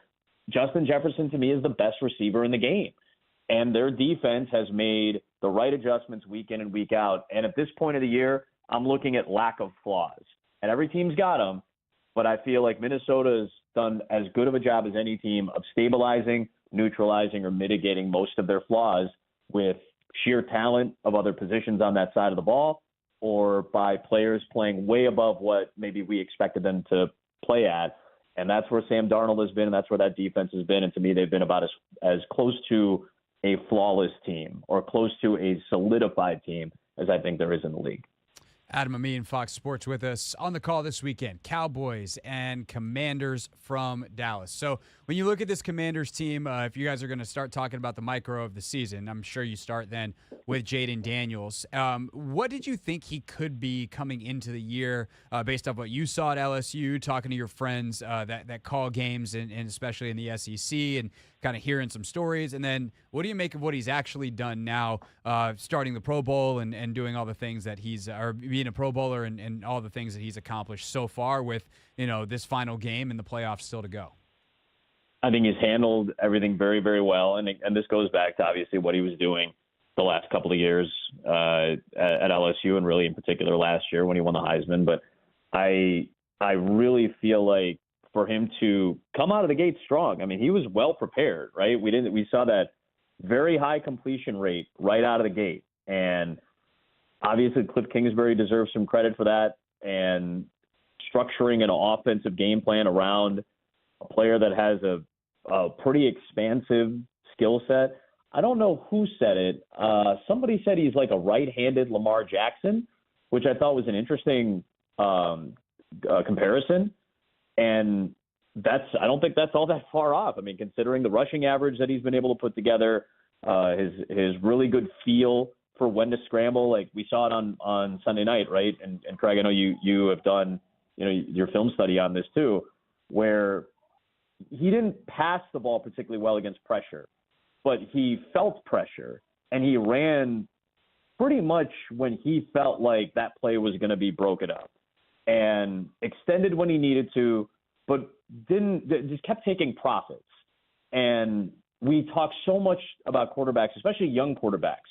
And I've seen it in Chicago with Caleb Williams, the guy who was picked ahead of Jayden. I don't think it's necessarily a matter of talent. I think either one of those guys would thrive in great situations. I think Jayden is very talented, and he's thrived in a really good structure. I think Caleb Williams is really talented and has performed very poorly in what has been obviously a poor structure, as you've noticed, with 2 play callers and 2 coaches this year. But I think Cliff deserves a little bit of credit for it, but so many young quarterbacks have a tendency to not take profits, especially the talented ones. And they just think, well, I was able to do it last year in college. I must be able to do it here at this level. And there are moments for that, but you have to kind of carve your niche into that point where those plays are developing. Often those plays are functions of you being able to decipher where the problems are and what the solutions are to them. And young quarterbacks often have problems with that. I don't think Jayden's really had a problem with that, even going back to the beginning of the season. The low interception total, the high completion rate, constantly taking yards when they're in front of him, not feeling like I have to get everything back on one play. And then the moments where he's had to make massive throws and massive plays. And yes, the Hail Mary against the Bears, there's a little bit of luck involved in that. You need the right bounce. But his guys helped him execute that, and he got them in a position on the previous play by taking a profit. And to have that out of the gate at the NFL level is really hard to do. And the fact that he's been able to do it so seamlessly, I mean, I don't know if he's going to win Rookie of the Year, but based off of taking a franchise that has not been to the playoffs in, 4 seasons, that most people believed had no business being as good as they were this season, I mean, don't you feel like he's kind of earned it? Bo Nix is right up there. But I just saw Brock Bowers, amazing season. You can make a strong case for any of those 3. But for the first time after diving a little bit deeper into Jayden and seeing the success of Washington, it's hard for me not to lean into him as being the Rookie of the Year. Oh, yeah. Brock Bowers has a compelling case because he's had one of the greatest tight end seasons we've seen in recent memory, period, not just rookie. But with Jayden, I mean, I actually looked this stat up before the show. Diving around the Next Gen Stats NFL Pro Insights, and Daniels has 3,500 yards passing and 850 yards rushing, and the only other guy ever to do that in a season is Lamar this season. And we started the show today like doing some comparisons of Jayden's numbers this year versus Lamar's last year where he won MVP, and they're they're eerily similar. So Sure. I definitely think that's true. And I think it does go to this point that you just made, Adam, where he just seems to have almost a 360-degree 3D view at all times, and the idea of like, where is the profit? And I think some of these scrambles where he realizes like it's the play that'd be called like flood left on Madden. He's like, well, if we're flooding left and I'm getting a little bit of pressure and I can escape right, there's nobody left to the right, so I can run for a long way. Or it's man coverage and nobody's watching me. I know the coverage here. My guys haven't won. I'm just going to take off. And I think that's been one of the things that's been so impressive this year to watch it, not just start well, but then evolve to something beyond like pretty good and pretty impressive for a rookie, to just have this 360-degree understanding of where all 22 guys are and where that profit is like, it's really scary to think about, like, if he gets a lot better, how good he can be. But even if he were to just stay at this level right now, we're talking about a guy that probably should finish top 5 in MVP voting, and that's plenty good to win a lot of football games. Yeah, I agree. And again, they're taking an offense that hadn't been in the top half of the league in scoring to top 5 is kind of incredible. I like how they've structured this offense, and you and me both love diving into some of the next gen stuff, and I was reading up on some of the formational stuff that Cliff Kingsbury's done this year. So no team in the NFL has used pony personnel more than Washington. And pony, for those who don't know, it's 2 running backs. Like, it's not a running back and what's considered to be a fullback. It's 2 like ball carrying running backs together in the backfield to add multiple options for you. So nobody's had more snaps of pony than what Washington has done this year. But almost no team has used empty formation as much as Washington. So the versatility and the recognition of, I've got options. Where are my options? When the field is spread, when you have an empty formation, teams have a tendency to play a lot of man. against Washington. So, all right, if you have to cover all 5 of my guys, there's going to be space somewhere, either in the left, middle, or right side of the field. There has to be, especially if we're running a lot of deep concepts here. And obviously, with how much they've been willing to test downfield at times this year, that's pretty good. But when there's 2 backs, well, I have multiple check down options. Maybe there's an RPO play mixed in there as well. And I can immediately go to one of those 2 options, or whoever's releasing into the flat, or maybe running one of those choice routes that we hear a lot about with this offense. We can dump that off to a running back and allow them to make plays. And, hey, to Brian Robinson's credit, Jeremy McNichols and Chris Rodriguez, like, we can use these guys in this pass-catching game as well. So I think the structure that Cliff Kingsbury has helped create, the versatility, the amount of options, and still allowing both of those to play into strengths of Jaden Daniels, like I said, feeling pressure, knowing when to scramble, or knowing where the problems are coming against the defense and being able to take profits to your running backs. All that stuff has been a really good combination to set up the type of numbers that we've seen this year. Top 5 in scoring, top 4 in yards, top 3 in rushing, which obviously Jayden has a lot to do with, and still not have to throw the ball at an exceptionally high rate to constantly put Daniels into positions where he's, maybe making more dangerous passes than need be. That's why you throw the ball and 7 out of every 10 you complete, when the league average is 5%, 6% lower than that. Yeah, and if we go all the way back to last year to go full circle, oh, what a difference a year makes on the passing frequency compared to the Eric Bieniemy, Sam Howell offense. But we don't need to scratch those wounds for anybody. Adam Amin, you'll see him on your television with Mark Sanchez this weekend, calling Cowboys and Commanders on Fox. Great to see you yesterday, my friend. Thanks so much for some time on the show today, and I'm sure I'll talk to you as we move towards Sunday. Sounds like a plan, buddy. Thank you, Craig. You got it. That's Adam Amin with us here on the Hoffman Show on the Team 980. We're always live as well on the free Odyssey app. We also stream live on YouTube at the Team 980. We also take this show and chop up the best of it and put it on YouTube, as well as the Take Command show and some other things that we do on the YouTubes at Craig Hoffman. And then you guys comment on them.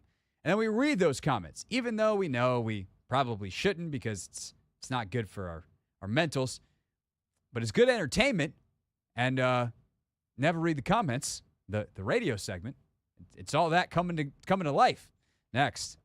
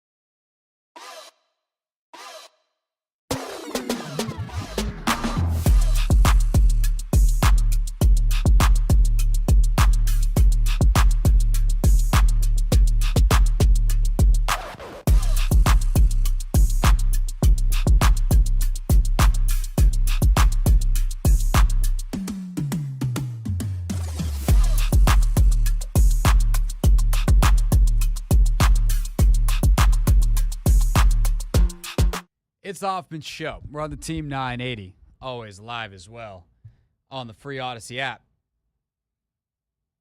Guess who just texted me, Anthony? Think back to the start of the show. At the start of the show? Linnell. Yeah. Might be, bro. I honestly be forgetting. He probably was tired. I know. Send. If you missed the start of the show. Linnell left himself logged into the computer, so I sent him an email to himself from his own email account because he can't be bothered to log out of it. He did appreciate my innovativeness, though. He said that was a good, innovative request. I sent him an email, subject line, note to self, from himself. Good stuff. Yeah. He'll think about it every time he sits down now. Every time. Which is kind of the point. I've tried other methods. Sometimes it's not really choosing violence. I made sure that the email was a way that if he got upset and he screenshotted it and sent it to our boss, that our boss would go, he's got a point, not, hey, Craig, can you come into my office? That was not very nice. So the wording was a choice. Remember, kids, never write anything on your office computer that you're not okay with your boss seeing. I don't care if it's in a Teams chat, a Google chat, or whatever, just play it safe. Work communication, work standards. I'd also be careful about the YouTube comments you leave on your work computer from your account. Some of y'all clearly don't, though, and they wind up here. We tried to warn them. They didn't listen. Every week, the Hoffman Show goes into the belly of the beast. We read those comments, baby. Never read the comments. This here live 3-hour radio program gets chopped up into the best of it, as well as the Take Command show, and we do some YouTube exclusives as well at Craig Hoffman, including the weekly First Impression Selection show where Tony Squares and I pick every NFL game against the spread on Mondays, because why wouldn't you pick the next week's games on Monday? And Anthony, then we take all the comments that people leave, and there were a lot of them this week. A very busy week on the YouTube. People are home for the holidays, kind of the dead week of work. Nobody's doing any work, so they're just on YouTube watching Commanders content. We're the beneficiaries. And then we read some of the best of the comments. And so that's how this goes. And we dive in. We start with some fun ones, and perhaps today some petty ones from me. And then we'll get into the substance of it all with some thoughts on Jaden Daniels, some thoughts on the Commanders' cornerbacks, BSJ versus Michael Davis, some fun content there. But we start off with Nathan Bach 6210, who says, I don't know if I can survive another game Anthony goes to. Just too much chaos, but we somehow get the win again. For those that don't know, Anthony has been to the Bears Hail Mary game, the Eagles comeback, and the Falcons overtime win. And I believe I responded to this comment being like, I know, I nearly turned around and like cussed Anthony out in the press box on Sunday. Speaking of behaving at work. Yeah, I don't know how much more of this we can do, Anthony. I mean, as long as we're going to win, I guess we deal with it. But this is stressful. Yeah, I mean, my thing is I'm all about the win no matter how we get it, whether or not it's stressful or stressless. A win is a win in my books, correct? And if we go to the Super Bowl stressing the entire time and win, it was all for a good reason. I don't know if this camera's HD enough to see this, but I got a gray hair that's coming in like right dead center. I've had a couple like strays coming in on the side. I got the most prominent gray hair I've ever gotten, and I swear to God it started this week. Oh man, I'm sorry. So the good news is, Anthony, you're not giving me gray hairs at work. You're not giving me gray hairs because you're not doing your job and you're stressing me out. You're doing a great job. The bad news is you're giving me gray hairs, bro. Putting it on you. Esoc301 says, something tells me these 1 a.m. post-game instant reactions are going to be happening more next season. Yep, they sure are. Anthony, the 1 a.m. post-game show. Things get a little loose, and it's going to be something that probably happens 4, 5, 6 times next year. You have fun with that, correct? Yeah, I'll do my best. Then we get to the petty comments, Anthony. I just sometimes get on a roll. You ready for these? Yes, sir. All right. Terrell Allen, and then he's got a bunch of numbers and letters after it. Terrell Allen, it's spelled with Terrrill. Terrell. I think this is about BSJ. It's about one of the corners. It says, just jam him. You have 5 yards instead of playing 10 yards off. And I responded, that easy, huh? You just solved the whole NFL. Wow. Because there's nothing I love more than when people just, I got the solution. The professional coaches that are paid millions of dollars would never have thought of this, but I'm in your YouTube comments with it. Just jam him for 5 yards. So I was, wow, you got the whole NFL. And so he goes, well, he's grab happy and slow, maybe not the whole NFL, but what you say, Mr. Smartass. Well, what I said, Anthony, was that if you're jamming a guy, you might pick up a hands to the face penalty like you did against the Saints, and that cushion is actually what you want if you're not the fastest. Rather be a smartass than a dumbass. I think that was a good response. I thought so too. I thought we really hit he didn't respond to it. So I think we really hit the substance and the sizzle, if you will. Smartass greater than some dumbass. Good ideas and information better than whatever he tried. I probably could have gone a full Chicago Bears week on Falcons fans this week. I don't think it was quite as bad as some of the nonsense that we dealt with during the Falcons week or the Bears week when I got super petty, Anthony. But there definitely was a whole lot of Falcons fans yapping in the comments this week, in part because we talked about their team. That was the weird thing about the Bears fans, and why I'm not going to go full Bears fans on the Falcons fans is, unlike the Bears week where I wasn't talking about your team and you found your way lost into my comments anyway, the Falcons, at least we were talking about the Penix decision. And hilariously, all of the things that I said were a problem with how they've handled Penix kind of came true in the game. The guy looked like it was his second career start. Maybe at least if it was his third or perhaps more, or, whatever. We don't need to rehash it again. But this dude, Jayden YE8QO, listed off all this stuff about why the Penix decision was the right decision. I bet you didn't even know this, and how could you say that when this was like, how's Dallas Turner doing in Minnesota? And I was like, I said you could have drafted Jared Verse. I'm not endorsing bad draft picks, but the point was that, like, you could have had either Penix and $100 million cap space to spend on your pass rush, or Kirk Cousins and a pass rush. And this guy, blah, blah, blah, blah. And he finishes his comment with, you're a low IQ radio hack, bro. Hacks in all caps. Get a brain and actually learn about things before speaking on them. It's harsh, huh, Anthony? Very aggressive, if I might add. Feels personal. I'm a low IQ radio hack. So, of course, I responded, you're a Falcons fan. I'd rather be me. That was a good response, though. Sometimes you just got to know when the right time to swing a different turn. They want you to get in the back and forth. Sometimes you got to accept the punch and just pull them down on their face and be like, haha, turns out it wasn't a boxing match. I can do that. I can face plant you. Stunningly, Anthony, no response on that one. When you respond, these guys aren't getting back to you, Craig. No. What's that all about? No. Ring. All right. That's enough. That's enough petty, Craig. That's enough appetizers. Let's get to the main course.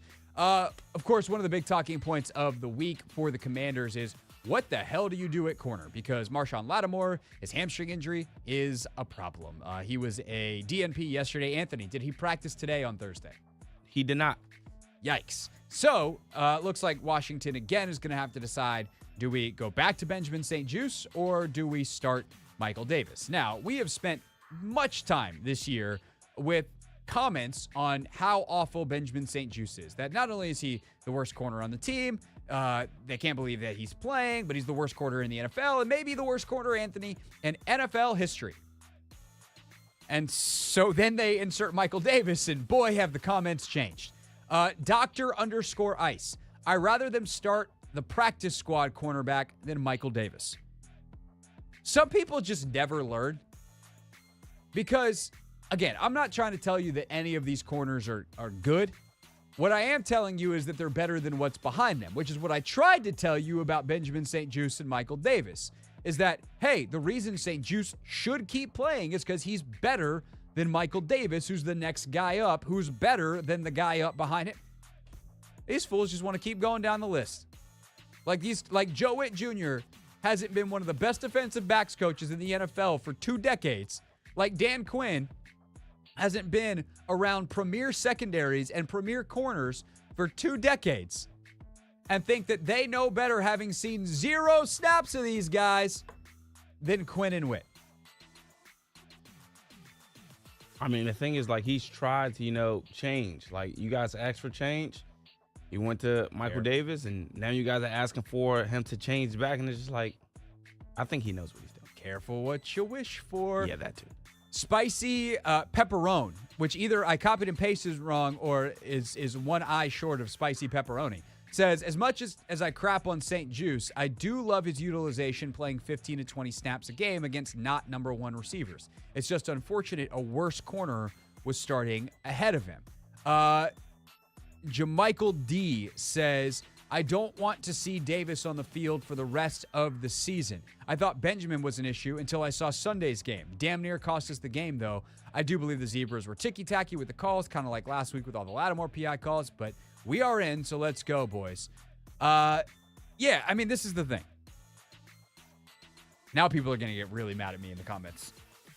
Michael Davis wasn't as bad as you thought he was. He wasn't good. In fact, Michael Davis was bad. He just wasn't as bad as people thought, because the thing is, Michael Davis plays with confidence and physicality, which in the run game is helpful. St-Juste, you lose some of that in the run game. You lose the confidence, and you also lose the confidence in coverage. I think like when Juice has issues in coverage, it's because he doesn't trust his technique, where Davis is just not physically capable.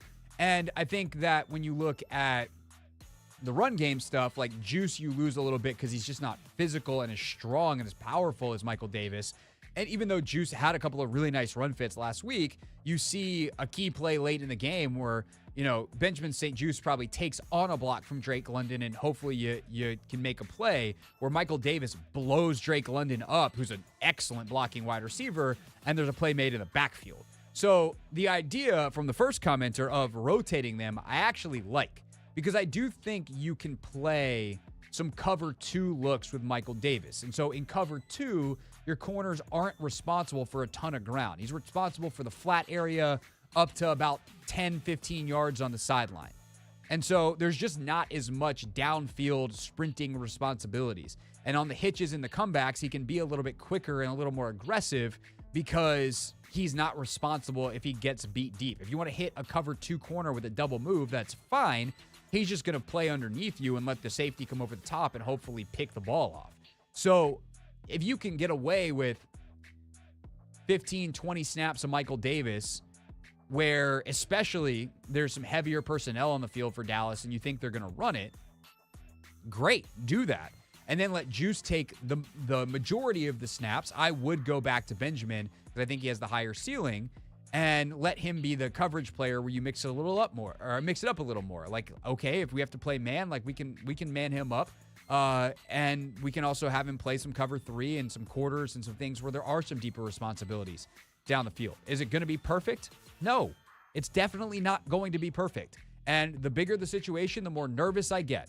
But this is the best they got for now. They need to get Lattimore back ASAP, and they need to add another corner in the offseason, assuming that they keep Lattimore, which is not even a lock in the first place because they can make that move with a contract. I doubt they will. I think they'll probably keep him.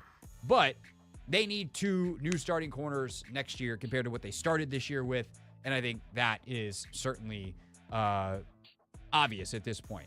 I'd also probably like to see Mike Sanders still back inside, but I actually really like this comment and thought it was really good from David Bresson, 8865. People seem to have forgotten that Mike Sanders still is a rookie who converted from wide receiver to slot corner, is only in his 3rd year playing DB, and was pressed into action outside even though that's not his natural position.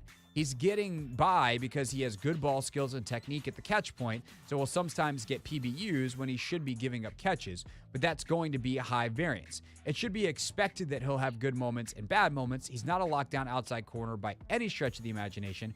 He'll make plays, but expecting consistency from him on the outside is silly. The Commanders' defense will be much better when he can move back inside and be around the ball a lot more. I think that's one of the better comments we've gotten recently because it's so good. I constantly try to remind folks that he is a rookie and that there's going to be a lot of variance because he's a rookie. But even I will admit, I forget that he was a slot corner a receiver like 2 years ago. You know, we were reminded of it a couple of weeks ago when all the receiver injuries were happening and Cliff was asked by someone, have you ever thought about in a pinch putting Mikey out there? And Cliff was like, hell yeah, I have. He was a great receiver. I would love to have him on offense, but I don't think Joe would be too happy.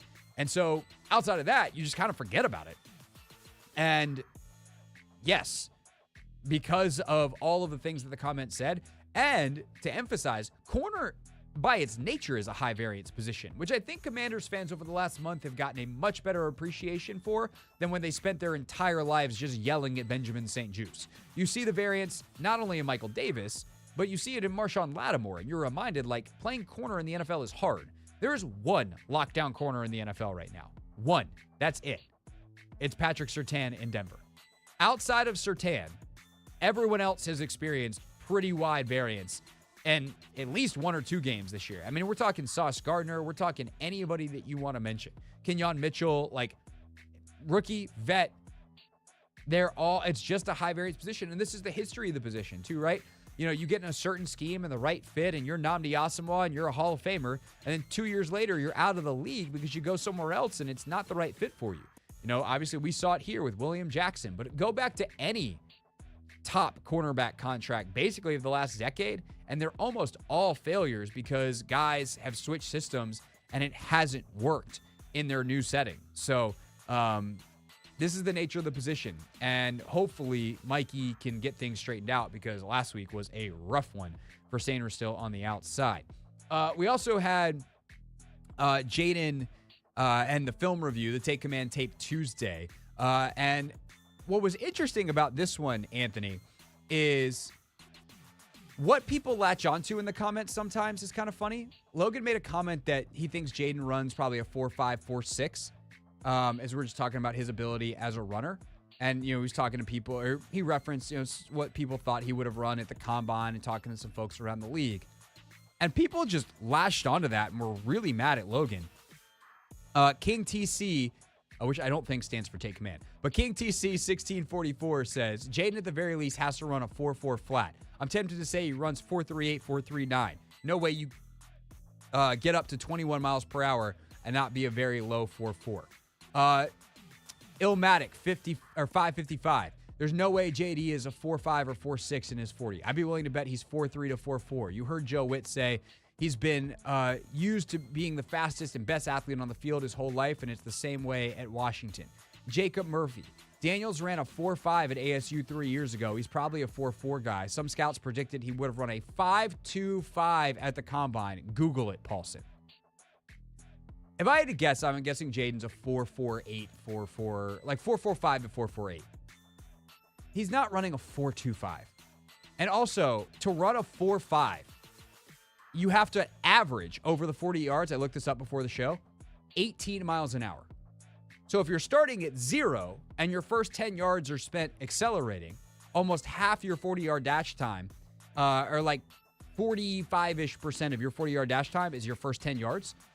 Think of how fast you have to get to the average of 18. So yes, you can run a 4.5 and get to 21 miles an hour. I just don't think people realize how fast 4.5 is. I think that's the issue, which is always one of my favorite things around the combine. Nah, 4.5 is extremely fast. And I was actually like, even for an NFL player, 4.5 is really fast. Yeah. I mean, even when I think of, you know, how they compare RG3 and Jaden Daniels, I think there are two kinds of different fasts. I think RG3 had the track speed, like, yes, he's a straight line runner, like, but I think when it comes to like Jayden, like, he's quick twitch, Right, He can Jayden stop can on a bend dime, while he runs. Like, accelerate. he's really good at let me bend around this. RG3 Yeah. was literally run straight. Fast. He was a true track guy playing football. Yeah. Jaden is a football guy who happens to be really, really fast. And 4.5 is really, really fast. Do I Yep. think he'd actually be between 4.45 and 4.55? Yes, I think that's probably his 1/10 window. But I don't people need to appreciate how fast 4.5 is. Yeah. One of my favorite stories of this, I remember sitting in the press box in 16, 17. And we're at the time FedEx, and Grant leans over to me, Grant Paulson, and it's after a Kirk Cousins scramble. And he goes, "You think you could beat Kirk in a foot race?"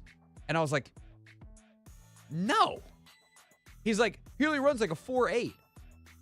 I was like, "Bro, do you realize how fast 4.8 is for a regular ass human?" Yeah. I think the average person walking down the street thinks they could run like a 5.040.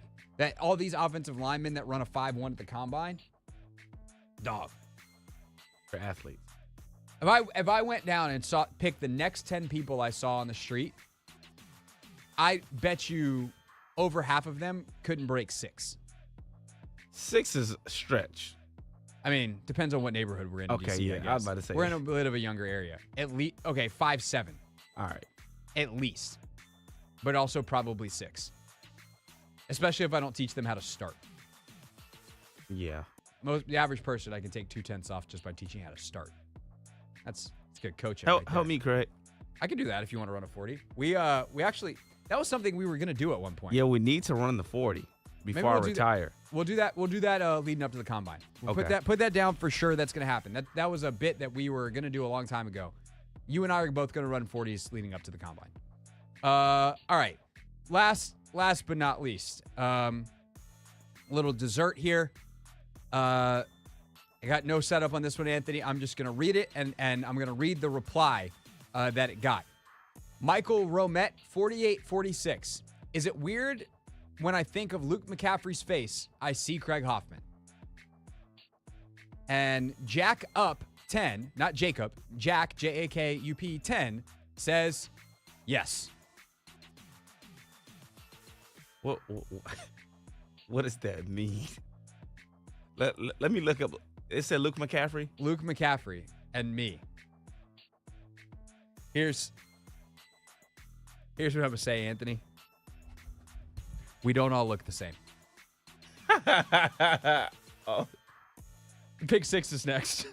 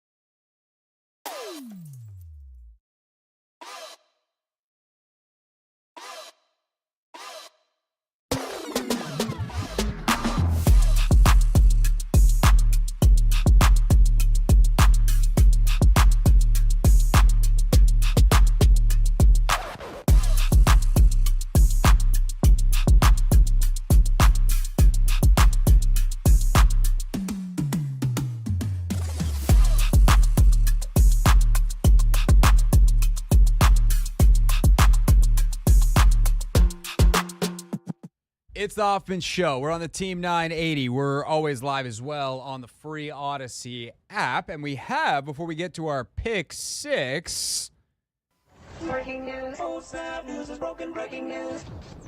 injury report just came out from the Commanders and Cowboys. And on the Dallas side of it, Micah Parsons is now on the injury report. He was added today, limited participant in practice with a wrist injury. So we will obviously keep an eye on that tomorrow. I will say this. If I were the Cowboys, I would have already ruled Micah Parsons out for this game. I would have just been like, we are not letting you get to the offseason hurt. You are too valuable to our franchise. We would like you to take the next step in your career and become the unquestioned best edge rusher in the league. You're already so close. You need to be able to make the improvements that you need to just continue to get even better this offseason. And now they have an injury to potentially do that with. Hopefully nothing serious happened in practice for Micah's sake, but I would love it for the Commanders to not have to deal with him on Sunday. As for the Commanders defense, let's get started with our pick six at 6. The 6 biggest Commander storylines. It is caught! Delivered at 6 o'clock sharp. It's the Pick 6 at 6. We set out to find a leader, someone who could take this franchise to the next level and build an elite team that consistently competes for championships. We start today with a look at the Commanders' defense. Number 1. And specifically their run defense. Joe Witt Jr. addressing the press today, and it's gotta get better. How is Joe planning on going about that? Making sure that we're aligned exactly where we're supposed to. We're staying in front of blocks, okay? If we're getting swap runs, we understand if it's going to a 2x2 to a 3x1, we're in our gaps, okay? We're not allowing fast motion to get us out of our gaps. And then on the edges, if it's a crack replace, we're replacing. We're not staying back there deep. We're coming up with great eye control. So it is not that difficult. We just got to get it done, okay? We got to get it done. We got to play the run like we've been playing in the past. Just gotta get it done. That is the message from Joe Witt, one of the guys who's helping to get it done, John Allen, who actually made some really nice plays in the game against Atlanta. So what was the impact on having him back in the lineup? Yeah, in the second half, that's the first thing we did. We used the 3 tackles to shore up the run. We needed bigger bodies out there, and that's what we did. I was, the D-line, they played, up and down from the standpoint of our aiming points and hitting our blocks, and being aligned where exactly the defense tells us to be aligned. So I don't necessarily want to talk about, JA in particular, but as a group, that's what we got to make sure we do.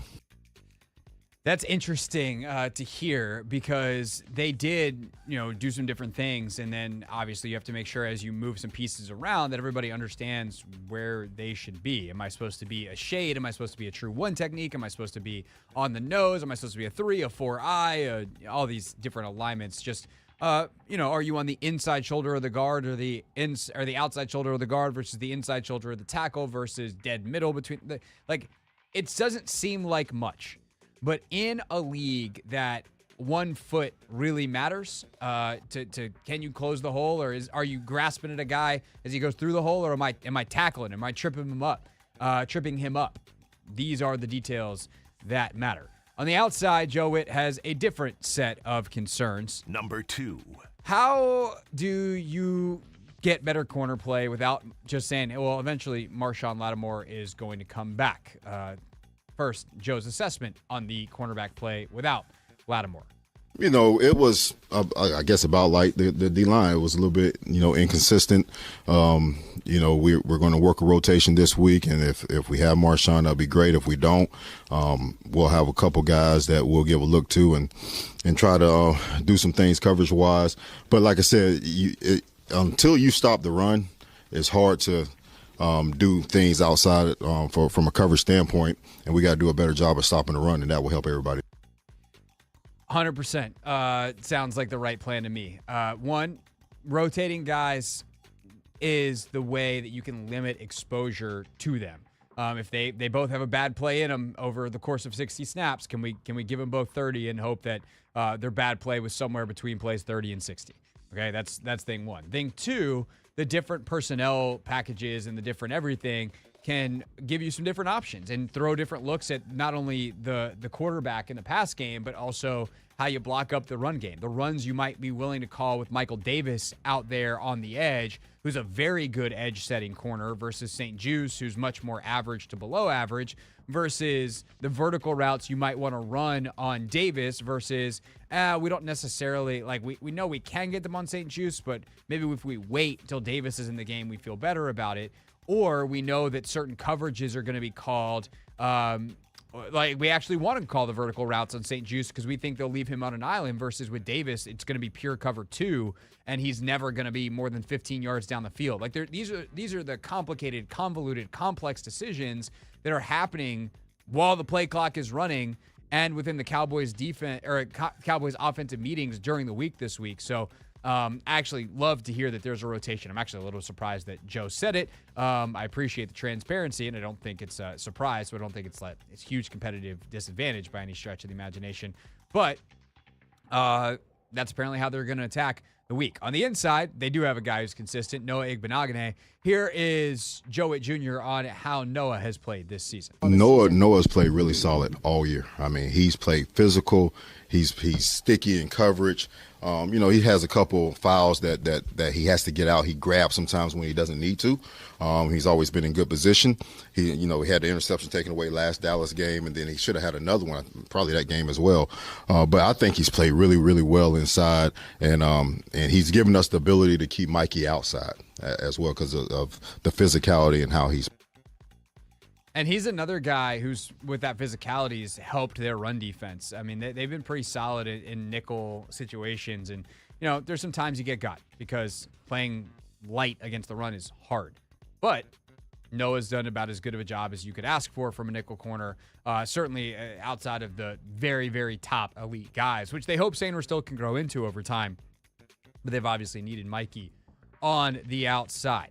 Last but not least, on the Joe Witt side of things, number 3. Actually preparing for the game this weekend, Dallas, who's played better than you think recently. They've actually won, I believe it's 4 of their last 6.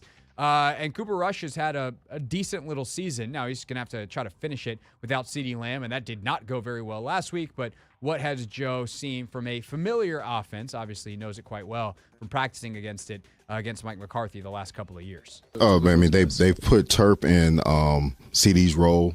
Turp is, he saw what he did on the kickoff return against us last time. He's fast, he's tough. He can run routes. I thought he's a guy that, when we were there in the past that could be used more. I like Turp a lot. And now they didn't have Brandon last time. They have Brandon. He's a guy that's very fast and, can catch the ball right now, run screens, get vertical, can stretch the defense. So they have those guys on the perimeter that can do those. And then Rico's running the ball really, really hard. He's running hard, running violent. They have Tyler Smith back, who I think is one of the best guards in football. He's back. He didn't play against us last time, so they pull him a lot, and then they get able to get Rico behind them. So, they're going to come in and run Mike's offense and do what they do. It's not going to be. We don't know which quarterback we'll get, but we'll figure it out when we see him. Well, here, by the way, that last little piece on what quarterback, it's probably Cooper Rush, but do the Cowboys take a flyer of a look on Trey Lance? The word out of Dallas for the entire season of why they haven't done that since Dak Prescott got hurt was, it's just not even good enough in practice to make it worth it. But, if not now, when? And so you'll hear more about that in a second. But I think it's worth pointing out because Joe is always going to be in this mode of, here's all the things that can hurt me. CeeDee Lamb had 150-plus targets this year. The next highest guys have 75 and 60. So we're talking the next 2 guys combined don't even have the total target share that CeeDee Lamb had. This offense was designed to get CeeDee Lamb the football. And without CeeDee Lamb, they're a very, very different group. Rico Dowdle is still dangerous. They're a very dangerous group, right? Tolbert can make big plays. Devontae Turpin is a big play waiting to happen at all times. But he just doesn't have nearly the route running nuance and nearly the precision that a guy like Lamb does. Certainly doesn't have the height and the length that CeeDee Lamb does. So it's a very, very different offense without CeeDee Lamb, even if it can be potent and dangerous because it's got NFL caliber playmakers on it. As for the guy under center, what does Joe expect if Trey Lance all of a sudden does march out there for the Cowboys this weekend, considering Joe's actually seen him play more quarterback than any of us because he practiced against him a ton last year when he was the scout team quarterback in Dallas. You know, Trey's a high pedigree guy, and he's really a good dude. I like being around him. And if he comes out, we know that he's going to have the ability to use his legs a little bit more than Cooper. And that's what we have to make sure we're going to prepare for. The pass game is going to be very similar if it's Cooper or Trey. But, you know, the ability that Trey has with running the ball, he makes it a little bit more difficult from that standpoint. The good news is he won't hit nearly as many throws. Like Cooper Rush is a capable NFL passer. Barely, but a capable NFL passer. Trey Lance is not. But he is a very capable NFL runner, so different challenge. And we'll see who the Commanders see.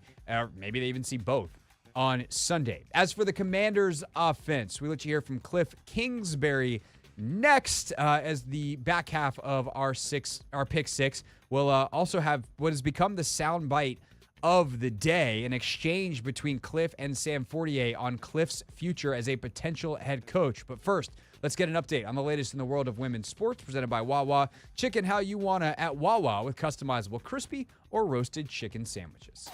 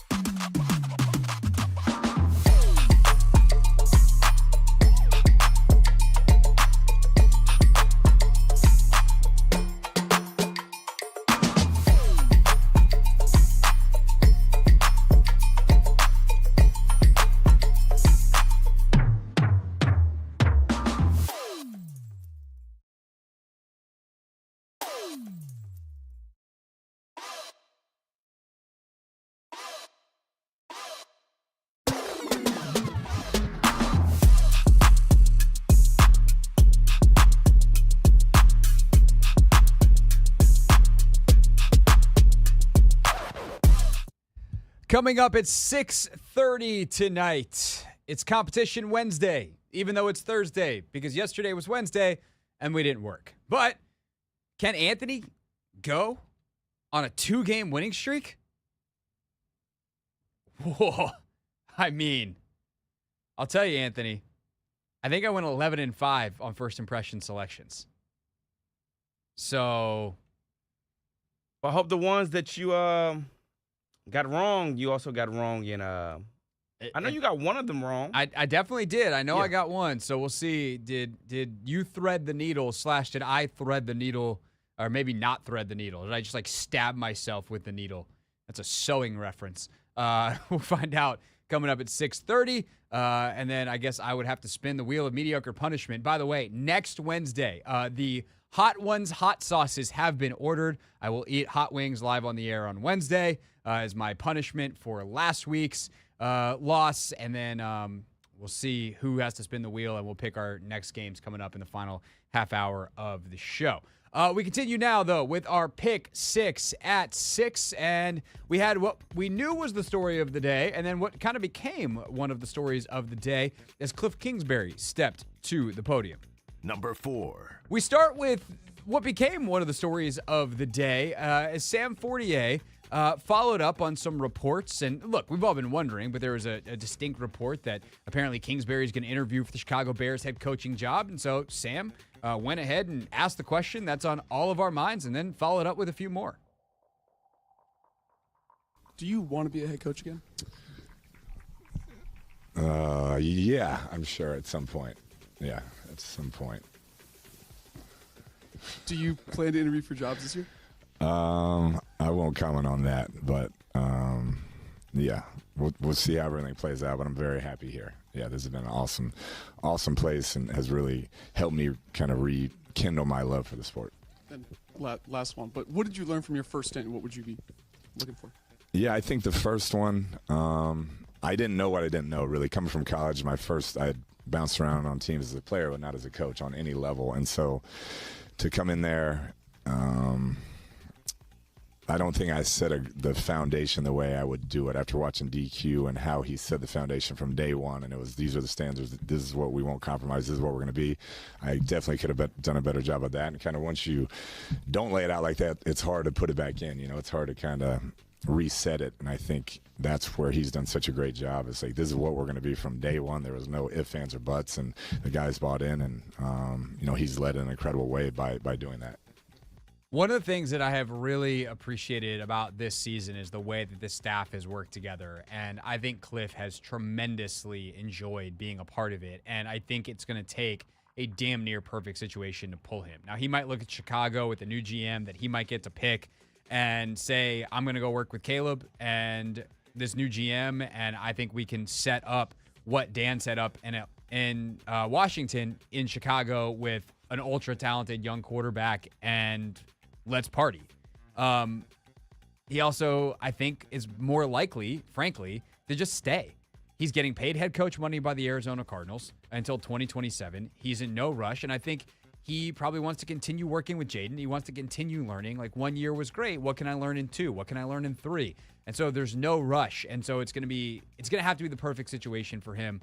And while the competitor in him eventually, once he accomplishes some more here, might say, like, I want to go try that again, he's not an old man, and there's going to be more opportunities down the road. So I don't think anything I heard there changed that reaction that I just gave you. That's kind of what I've been thinking all along. It's always been on the table. I'm not going to be surprised if he winds up taking one, but I certainly would be surprised if I took a job that I wasn't like, that's a great move for Cliff.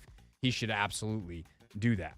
Number 2. Not number 2. Number 2 for Cliff Kingsbury. Number 8. Not number 8. Eventually I'll click the right button.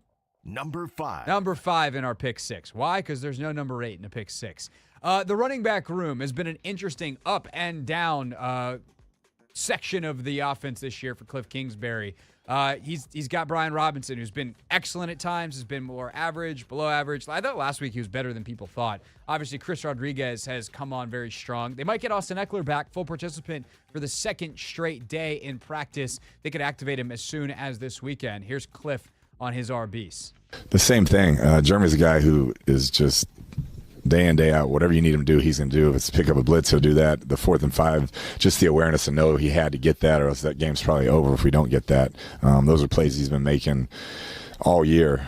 So it's been a group that whoever we ask to go in and get it done in critical moments gets it done. And I think that's the greatest compliment I can give in the biggest moments that they've really shown up. They really have, and I should have mentioned McNichols. Thankfully, Cliff did. What about Rodriguez and his improvement since training camp, where he didn't make the roster but did enough to stick around on practice squad, and then obviously has had some big moments the last couple of weeks? Yeah, just repetition, new offense that he hadn't played in anything, I don't think, remotely close to kind of what we do. And so there's a comfort level there. He's worked really hard at preparation, prepared like a starter, even when he was doing scout team, and the scout team reps were really good. And so when his number was called, he played at a high level. And the other night, I mean, that's why we had him in on that last drive. He was hot and playing well, and helped us win the game. Sure did. He had 6 carries for 15 yards. He had 6 carries for 23 yards after contact. So had to make chicken salad out of chicken you-know-what. And the chicken salad was delicious that Chris Rodriguez made. Last but not least, the thing that we thought would be the story of the day. Number 6. Jaden Daniels and in many ways still is. Jaden Daniels and Terry McLaurin make the Pro Bowl. Cliff's reaction to that excellent news. Yeah, I mean, it's a team sport. DQ brought that up. Everybody's attached to everybody else, and it's a great compliment of those guys in their work ethic, how they prepare, and just how they show up every day. They're 2 of the premier players and people in the NFL, so it's cool to see them get recognized. No doubt about it. And to wrap up, obviously, so much we've heard this year from Cliff about Jayden. So what about Cliff on Terry and how much he knew about McLaurin before he got here and what he's learned about him since he's coached him to this Pro Bowl season? Yeah, that's a great question. Just from afar was a fan, just the way he attacked the ball in the air and ran through smoke, and had heard great things about his work ethic and personality. But I think just the intensity each and every day that he shows up. I mean, he's dialed in, he's locked in, he's running full speed routes, whether it's a drill. There's a level of focus there that is rare for anybody in the NFL, and day in, day out, he brings it, and then it's been showing up on game, especially a guy that we don't target a ton. We should definitely try to target more, and I think as we evolve as an offense, that'll get there, but he doesn't have as many targets as some of the premier guys and still has incredible production. I love that, Cliff. What would happen? It's been my my Commander's career-long question for Terry McLaurin, Anthony. What would happen, just curious, if you targeted him like Justin Jefferson? I don't think he'd beat Justin Jefferson. I don't think he'd beat Jamar Chase. I'm not silly. I realize how special those guys are, and Terry's special, but those guys are on a different level. But I'm curious, as a thought experiment, what happens if Terry gets 18 targets in a game? Would be crazy. Would be fun. I'd love to find out. And it sounds like perhaps next season, if Cliff doesn't leave for a head coaching job and everybody's still around, that we might find out. It's the Hoffman Show. We're on the Team 980. We're always live as well on the free Odyssey app. We were off yesterday, which means we need a time to do Competition Wednesday. Next sounds good.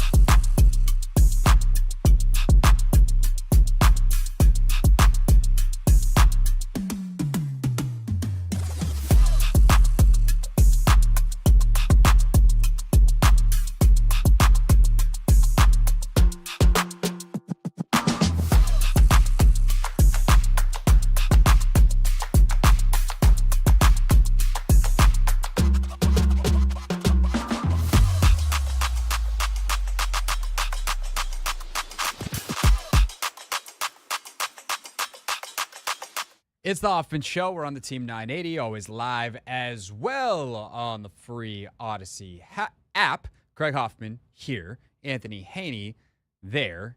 Super producer of the show. That's him. Host of the show. That's me. And at 5:30 on Wednesdays, we do a segment we call Competition Wednesday, which we stole off of the Commanders. I wouldn't say stole, Anthony. We were inspired by the Commanders. It's all about perspective, Craig, and I think our perspective is good. It is. My perspective also is, do you not have headphones today? No, I do. Okay. You just haven't really been wearing them. I know you're very good at turning the mic on and off, but what happens if I start talking when you're talking? I can still hear you. How do you still hear me? You don't have headphones. Because I can. You're lying. I'm so serious. I'm responding to you right now Can with you my hear me? mic on. Anthony, Anthony? keep talking. Hey, I Craig. want you to count to 10. 1, 2, 3. What's 4, 3 plus 3? 6. Oh, wow, you really can't hear me. Okay. Impressive. He's got a system, ladies and gentlemen. He's got a system. I need a system, perhaps. Or does Anthony need a system? Competition Wednesday is the name of the segment. And we pick 3 games against the spread. We get to pick our games, a.k.a. we don't pick the same ones, although we do pick one that is the same in case we need a tiebreaker. And mostly, I have kicked Anthony's ass this year. However, last week, Anthony won. He went 3-0, in fact. I went 0-2-1.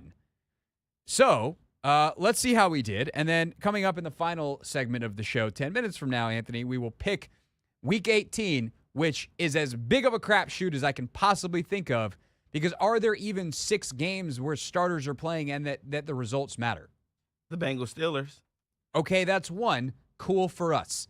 We're gonna get to that shortly, but this typically turns into one of the funniest segments of the week, the review. Anthony, you started on Christmas, actually, and you were able to start here because you won. This also would have been my number 1 game. However, you got this. And you picked the Baltimore Ravens minus 5.5 against the Houston Texans, which at this point was over a week ago. Anthony, do you remember the score of that game? 37-2, 31-2? 31-2. 29-point margin. That's better than 5.5. That is a win for Anthony Haney. I started my week on Thursday night with what should have been a lock.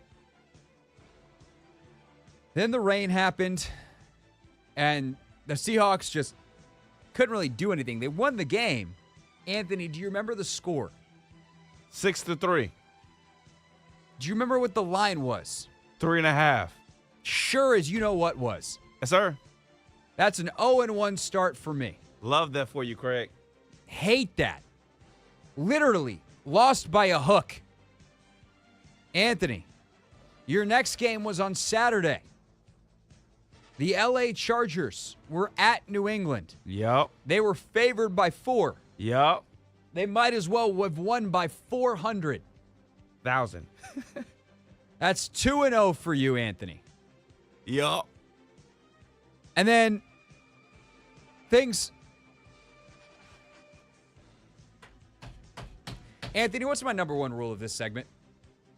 Don't tell me you went 0-2 to start the day. Anthony, what was my number 1 rule for this dumb segment? Number 1 rule? Yeah. Never pick who? Oh, never pick the Jets. Never pick the New York Jets. But my number 2 rule is if there is an opportunity to take a big underdog in a division game, take the points and run. Because those games are typically close. Weird things happen in divisional games. But Anthony, what was rule number 1? Never, ever in your life take the Jets. And what happens if you ignore rule number 1 in favor of rule number 2? Typically, rule number 1 is rule number 1 for a reason. Yeah. The Jets were 10-point dogs and got smoked. I hate that for you, Craig. And so I started 0-2. So you know what that means, baby. It means you won. 2 weeks in a row, baby. I won 6 weeks in a row. I mean, you really want to get real cocky and pound your chest? Literally, This is what happened last time, Craig. Yeah, you did. You pounded your chest, and then you lost 6 weeks in a row. Yep. Where is the wheel, by the way? Oh, it's right here. Okay, you want to... You want me to wheel it around there? Eventually, we are going to need to do that. Real quick, it actually gets worse for me, Anthony. It doesn't get better for you. This one should count triple because you picked the Colts to cover 8 against the Giants, and they lost outright. So, yeah, sit down. Literally, humility just popped right back at you. The thing is, Craig, a win is a win and a loss is a loss, no matter how big, how wide the margin is. That's all I'm saying. It is. I then also applied my rule number 2, big divisional dog, to the Dallas Cowboys because they were facing Kenny Pickett and Tanner McKee. And ultimately, they faced Tanner McKee and only had to cover 9.5, and they lost 41-7. So, Anthony, my dumbass went 0-3. I am 0-5-1 the last 2 weeks after starting the season 22-5. This, ladies and gentlemen, is something that I knew would happen, and is why I don't gamble, even when I was winning. Even though my record on the season in first impression selections is well over 500, I probably cost myself, I don't even know how much money gambling. And in fact, the silliest part about this, Anthony, the absolute stupidest part about this, I went 0-3 in Competition Wednesday. Okay, we picked these games last Monday for our first impression selection show on YouTube, me and Tony Squares. You want to know what my record was for the week? 7-7. I was 11-5 for the week. First of all, that was bad math. 7-7 is 14. I was 11-5 on the week. And of those 5 losses, I picked 3 of them. Dang. 3 of them for Competition Wednesday. By the way, I won the tiebreaker, which for the second straight week is true and doesn't matter at all. Nope. All right, wheel that wheel over here. As a reminder, on the wheel of mediocre punishment, there is a fantasy sub that is no longer valid because fantasy football is over. Actually, Anthony, did you win the league? No, you no. We have one more week. This week is I got to change that for next year in the Hoffman Show Fantasy League. We got to make sure week 17 is the final week because this weekend's silly. But Anthony, I believe, is in the final as he comes over here and you're in the final though, right? Okay, yeah. He's wheeling the wheel over. So we have a fantasy sub that no longer matters. So I figure that out. Then I wouldn't do that. That chair's got no sides on it. I'd put it back in the other chair. It's chaos happening right now. There's also, it says extra hot wings. It's supposed to be medium hot wings. And actually, in a way, it would be kind of nice if that's what I got. Because I today went on the Heatnist website, which is the company that produces hot ones. And we've kind of said the wings should not, because it's a wheel of mediocre punishment, not a wheel of like terrifically hard punishment. I'm going to spin it in the next segment, Anthony. So I'll fix all that stuff in the break. You can go back over there. It was good. It's good to see you live and in the flesh. Sometimes it's weird because I'm like, you're supposed to be on the glass over there, through the glass on the other side. But I actually bought 2 different hot sauces that are literally 7 out of 10. So these would be, if you watch the show Hot Ones on YouTube, the ones before Da Bomb. So that's the level of spice we're going for. Also on this is an ice bath, 100 push-ups, which I have done before, a costume show, which we have both done, and buying the other. We owe those ice baths, man. We do. So there is a company that has like ice bath that's opening literally in our building. So I'm kind of waiting on that to happen for us to do that. So we have plans. We have a schedule. But coming up next, we will pick Week 18 games. Anthony will get to go first because he won again. And I will spin the wheel of mediocre punishment. We'll then say goodbye with real things. All next on the Team 980.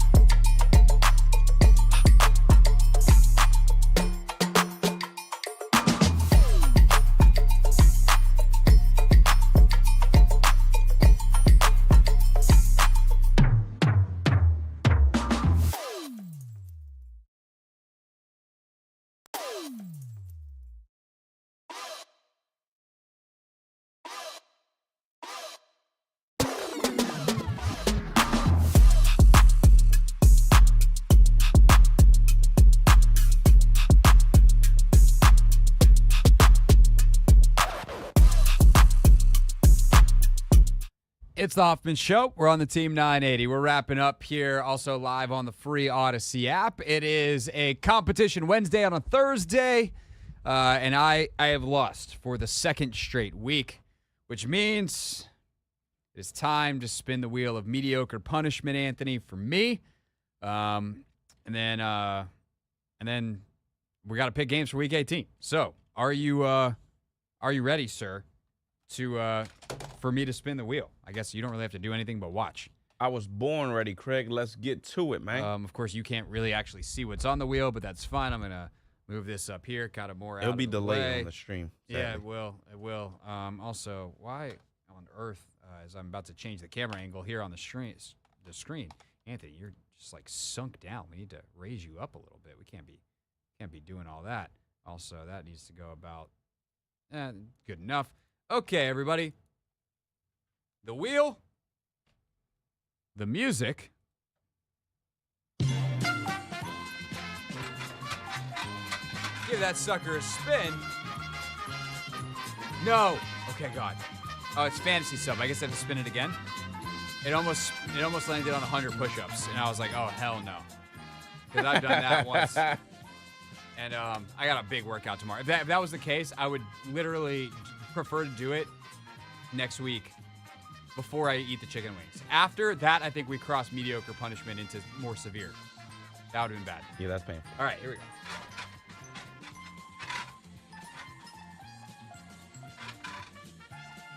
It landed on fantasy sub again. Are you kidding me? Oh, no. Now we're spinning. The wheel is spinning. Ice bath. Hey, so now you have 2 and I have 3? No, I have 2. No, it's 2 and 2. Oh, yeah. So we each need to do, I think we said 2 minute, or was it 3 minute? I think it was 3 minutes. I think we it's can definitely 3. bump it down to 2 minutes. No. It's gonna be 3. So 6 total minutes. So I think what we'll do is we'll wind up alternating. Is I'll do one, you'll do one, I'll do one, you'll do one. Can we not just do it straight, 6 minutes straight? Anthony, I don't know how to tell you this, but the answer is no, and it's not because it's a choice. Oh, you can't physically, humanly do it. You're gonna not want to do 6 minutes straight. I'm trying to remember who I was.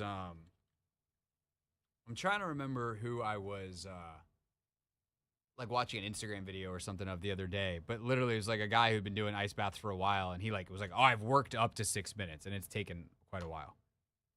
Dude, you think we'll be able to do 3 minutes? Yeah. Look, if I had to do 6, I would do 6. It would be absolutely terrible, but I think I'd prefer to do 3 and 3.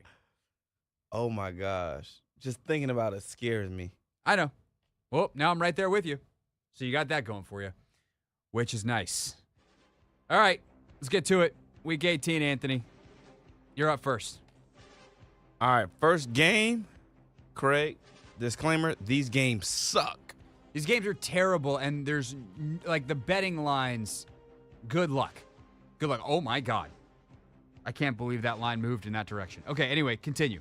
Yeah, so the only game I really like so far, the Ravens game moved from minus 18 to minus 20. It's minus 20 and a half. There's no I way know the Browns lose are by terrible, but oh my God, that's so many points. 20? 20 and a half. I've never seen a 20 and a half point line. Are you taking it? No, I'm too scared. I'm going to take, for the first game, I'm going to go Commanders minus 6. Honestly, that's one of my favorite picks of the weekend. Yeah, I'm going Commanders minus 6. Especially with Michael Parsons being added to the injury report. You might have just gotten that line before it moves again. I'm actually really mad at you for that. 6 and a half? What do you got it at?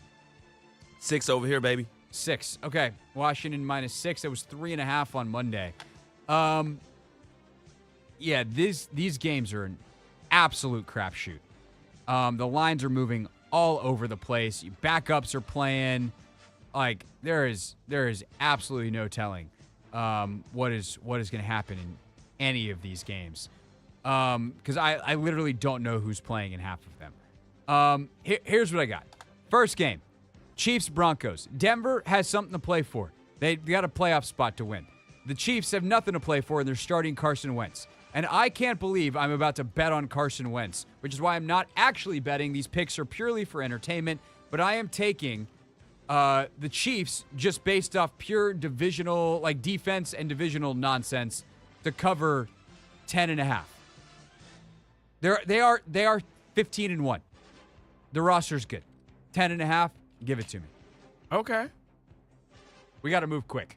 We're running out of time. Yeah. Which is hard because these games, I cannot stress enough, are terrible. All right, second game, I'm going to go with the Eagles -3. Okay. I don't know why. I mean, to be honest, Tanner McKee and the other kid, they look good. Giants suck.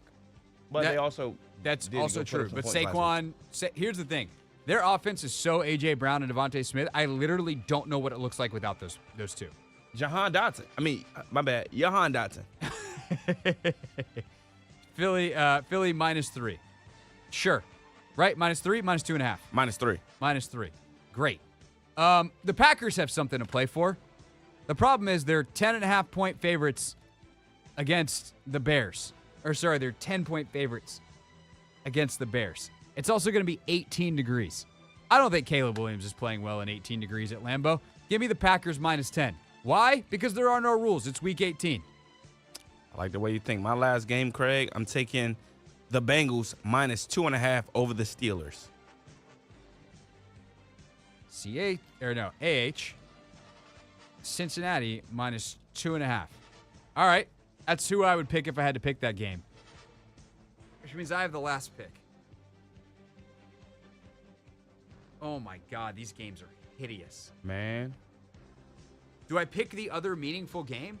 I think you take the Browns plus the 20.5. Here's the thing. When Tony and I bet this game on Monday, it was at 18. We both took Baltimore. I'm crying. Is DTR playing? No. It's Bailey Zappi. He's starting. Who's a little bit better as a passer, I would He's say. definitely better. Is Lamar playing? I would think Lamar's playing. I would think they want to. Yeah, they got to clinch the division. North. Yeah, I'm sorry. They won their last game by 29. I can't do it. Seattle's got nothing to play for. Neither do the Rams. But the Rams are starting Jimmy G. It's ugly. Nope. Nobody has. Screw it. You want to know who's got something to play for? Tampa.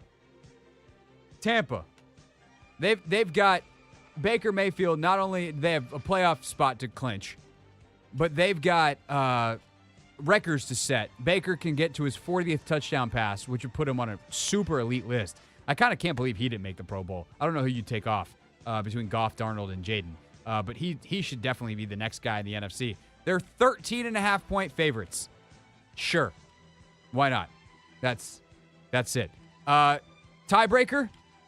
Who do you want? Detroit, Minnesota.